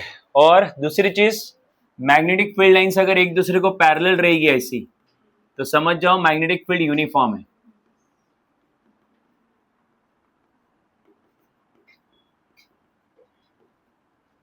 ठीक है। मैग्नेटिक फील्ड कैसी है? यूनिफॉर्म। बट अगर आप यहां देखोगे इतने वाले पार्ट में, तो ऑलमोस्ट 1 2 3 4 5 6 लाइन्स है। और अगर यहां देखोगे उतना ही एरिया है ऑलमोस्ट, बट लाइन्स कितनी है? 3। इसको नॉन यूनिफॉर्म मैग्नेटिक फील्ड बोलते हैं, क्योंकि एरिया सिमिलर है but number of magnetic field line similar. तो यहाँ पे number of magnetic field line ज्यादा है, तो इस पार्ट को हम लोग क्राउडेड रीजन बोलते हैं। और ये वाला जो पार्ट है वो लेस क्राउडेड या वाइडली स्पेस्ड, ये वर्डिंग होती है। तो यहाँ पे लाइंस एक दूसरे से दूर है, तो यहाँ पे मैग्नेटिक फील्ड लेस स्ट्रांग होती है, और यहाँ पे मैग्नेटिक फील्ड लाइंस क्राउडेड है तो मैग्नेटिक फील्ड स्ट्रांग होती है। तो स्ट्रांग मैग्नेटिक फील्ड, ठीक है। और यहाँ पे वीक मैग्नेटिक फील्ड। क्लियर है? तो ये सारी चीजें याद रखना। अब आगे बढ़ते हैं। हाँ, हम लोग बात कर रहे थे, हमने एक नॉर्थ पोल ऑफ मतलब हमने एक मैग्नेट लिया, उसका इस तरफ फेस है नॉर्थ पोल, आपको पीछे साउथ पोल रहेगा, और उसको फेस कर रहा है कौन? South pole. आपको पीछे कौन रहेगा? और दो मैग्नेट के बीच में नॉर्थ टू साउथ क्या होती है? Magnetic field lines. So magnetic field lines north to south रहेगी, इस तरीके से मैग्नेटिक फील्ड लाइंस रहेगी, ठीक है। दिस आर द लाइंस, और लाइंस एक दूसरे को पैरेलल होगी तो ये मैग्नेटिक फील्ड कैसी होगी? यूनिफॉर्म, ठीक है। क्लियर है यहां तक? ओके। अब हमने क्या करना है, हमें इसी मैग्नेटिक फील्ड में एक करंट कैरिंग रेक्टेंगुलर लूप रखना है, जो आपने एसी या डीसी मोटर में सीखा होगा 10th स्टैंडर्ड में, ठीक है। तो अभी आपने एक लूप रख दिया यहाँ पे ऐसे, ठीक है। और आपको पता ही है कि एक जगह से करंट एंटर करेगा और दूसरी जगह से करंट एग्जिट करेगा। तो इस तरीके से करंट एंटर कर रहा है, और इस तरह साइड से करंट एग्जिट कर रहा है, और लूप को कुछ नाम दे दो, ठीक है। तो आपके बुक में उसको नेमिंग कुछ करके रखा हुआ है, इसको बोल दिया A B C D, but current D C B A मतलब डी सी साइड से एंटर कर रहा है और बी ए साइड से एग्जिट कर रहा है। ये जो सिचुएशन है ना, ये सिचुएशन ऐसा है कि ये रखा है आपने एक नॉर्थ पोल और ये रखा है साउथ पोल, और उसके बीच में ऐसे रखा हुआ है कॉइल, मतलब ये नॉर्थ पोल ऑफ मैग्नेट, मतलब basically pole which is facing, मतलब ये साउथ पोल और ये नॉर्थ पोल एक दूसरे को फेस कर रहे हैं। तो ये पहला मैग्नेट है और ये दूसरा मैग्नेट है, उनके नॉर्थ और साउथ फेस कर रहे हैं, और बिल्कुल उनके बीच में इस तरीके से आपने एक करंट कैरिंग कॉइल रखा हुआ है, ठीक है यहाँ तक। अब क्या होगा, तो अब मुझे बताओ, ये जो कॉइल है इसके टोटल 4 पार्ट है ना। एक पार्ट हुआ डीसी, दूसरा हुआ सीबी, तीसरा हुआ बीए और चौथा हुआ एडी, ऐसे टोटल 4 पार्ट है, ओके। तो अगर आप ये देखोगे, मतलब लाइक इसको जो ड्रॉ किया है मैंने थोड़ा सा, एक मिनट, आप ये समझो बेसिकली कि ये जो है, ये वाला पार्ट जो है सीडी वाला, सीबी वाला पार्ट, और जो तुम्हारा ये वाला ए और ये वाला पार्ट, इसको हम लोग डी बोलेंगे। सो हाँ, अब सही है, मतलब सही दिखेगा तुमको ये, ओके। सो ये जो सीबी पार्ट है और ये एडी पार्ट है, वो मैग्नेटिक फील्ड से पैरेलल है, दिख रहे तुमको, ये मैग्नेटिक फील्ड इस तरफ है, तो सीबी भी ऑलमोस्ट वैसा ही है। पैरेलल एंटी पैरेलल डिस्कस कर लूंगा मैं तुम्हारे पास, बट उसी ओरिएंटेशन में दिख रहे। तो ये कुछ ऐसा है कि ये मैग्नेटिक फील्ड लाइंस ऐसी है और वो कॉइल बीच में ऐसा रखा हुआ है, ये ऐसा। तो ये डी, ये है सी, ये है बी और ये है ए, और इस तरीके से मैग्नेटिक फील्ड है, ठीक है। तो अब मुझे बताओ, इसके टोटल 4 पार्ट हुए, 1 2 3 4, 4 सेक्शन है, चारों सेक्शन में से करंट पास हो रहा है, और हमें पता है जब किसी वायर में से करंट पास होता है तो उसके ऊपर क्या एक्ट होता है, मैग्नेटिक फोर्स। तो चारों सेक्शन पे फोर्स कैसे एक्ट होगा हमें वो डिस्कस करना है। उसमें से 2 सेक्शन के लिए तो फिक्स है, ये जो बीसी सेक्शन है और जो एडी सेक्शन है, उनके ऊपर फिलहाल फोर्स एट प्रेजेंटली फोर्स 0 है।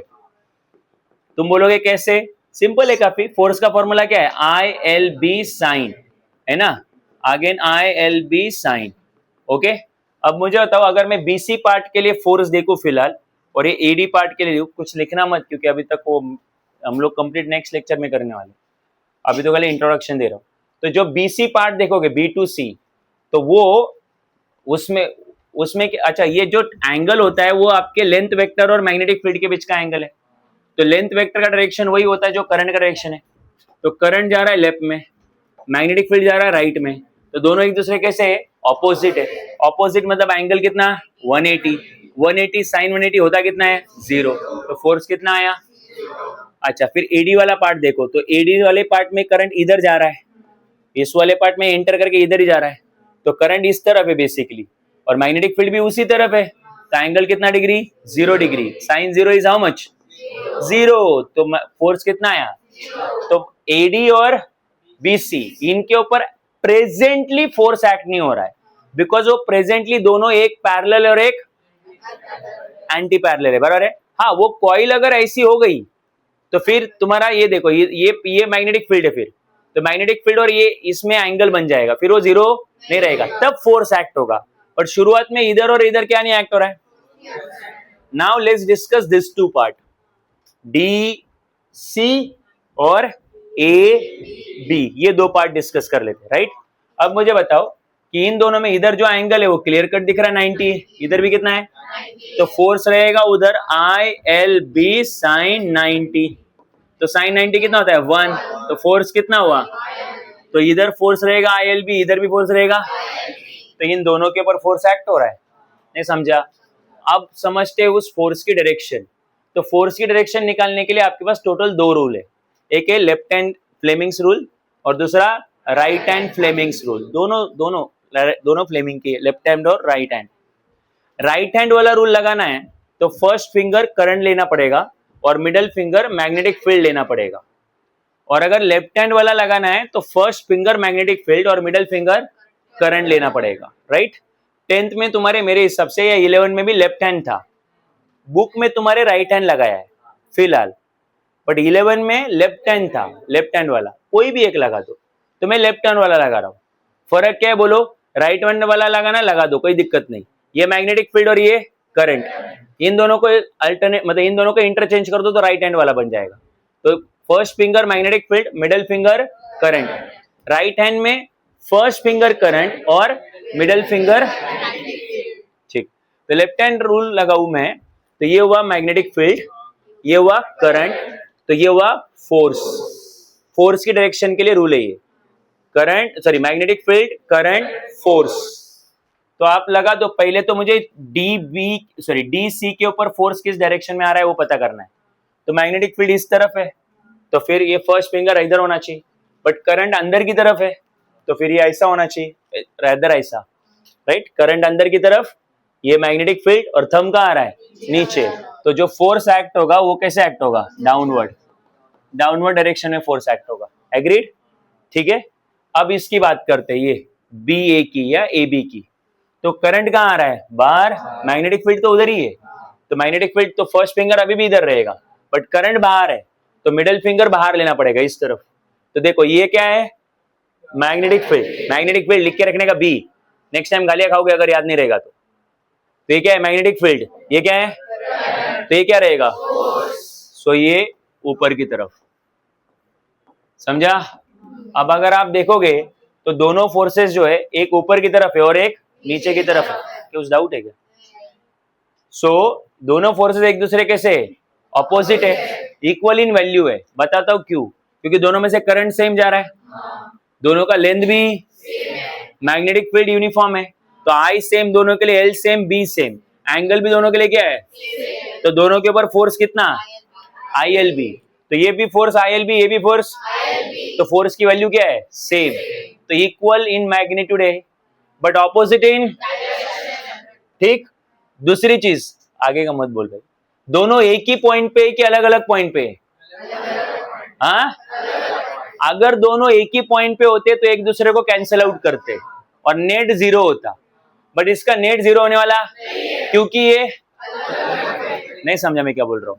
मतलब सपोज आपने एक ही पॉइंट पे इधर से 10 न्यूटन लगाया और इधर 10 न्यूटन लगाया, तो एक ही पॉइंट पे दो अपोजिट फोर्सेस कैंसिल आउट हो जाते, बट आपको पता है कि फोर्सेस की वैल्यू इक्वल है, डायरेक्शन अपोजिट है, बट पॉइंट ऑफ एप्लीकेशन अलग अलग है, तो कैंसिल होने वाले कुछ ना कुछ क्रिएट करेंगे। क्या क्रिएट करेंगे, कपल, कपल होगा, और कपल के कारण कपल फॉर्म होगा, और कपल के कारण ये बॉडी क्या होगी, रोटेट। जिनको नहीं समझता, जिन्होंने 11 में नहीं पढ़ा, वो ऐसा समझो कि एक फोर्स है जो इस साइड को कहाँ ले रहा है, नीचे, और एक कहाँ ले रहा है, तो अगर एक नीचे ले रहा है एक ऊपर ले रहा है, तो ये क्या होगा, घूमेगा, रोटेट होगा। और जब भी कोई बॉडी रोटेट होती है तो हम लोग बोलते हैं उसके ऊपर क्या एक्ट हुआ, तो हम बोलेंगे इस कॉइल के ऊपर क्या एक्ट हुआ, राइट। अब वो टॉर्क हमें निकालना है, वो टॉर्क निकालना बड़ा इजी है। तो टॉर्क का फॉर्मूला होता है force into perpendicular distance of force, perpendicular distance of force. Perpendicular distance को दूसरा नाम मोमेंट आर्म भी है, क्या नाम है, तो फिर आप बोल सकते हो कि फोर्स इनटू मोमेंट आर्म, ये क्या होता है बोलो, टॉर्क। तो ये फॉर्मूला यूज करके हम लोगों को नेक्स्ट लेक्चर में इस कॉइल के ऊपर एक्ट होने वाला क्या निकालना है, टॉर्क निकालना है, ठीक। तो फिर ये डेरिवेशन कंप्लीट हो जाएगा। बट इंट्रोडक्शन कुछ डाउट है इसमें, तो अगले पार्ट में मैंने खाली कैलकुलेशन रखा हुआ है, तो अगले पार्ट में मैं खाली कैलकुलेशन करूंगा, डेरिवेशन फिनिश हो जाएगा। कुछ डाउट है यहाँ पे, तो टॉर्क क्यों लगेगा तुम्हें समझा, क्या फॉर्म हो रहा है, दोनों फोर्सेस का मैग्नीट्यूड सेम है कि अलग अलग है, डायरेक्शन ऑपोजिट है, अलग नहीं, ऑपोजिट है, तो फोर्सेस कैंसिल आउट क्यों नहीं हो रहे,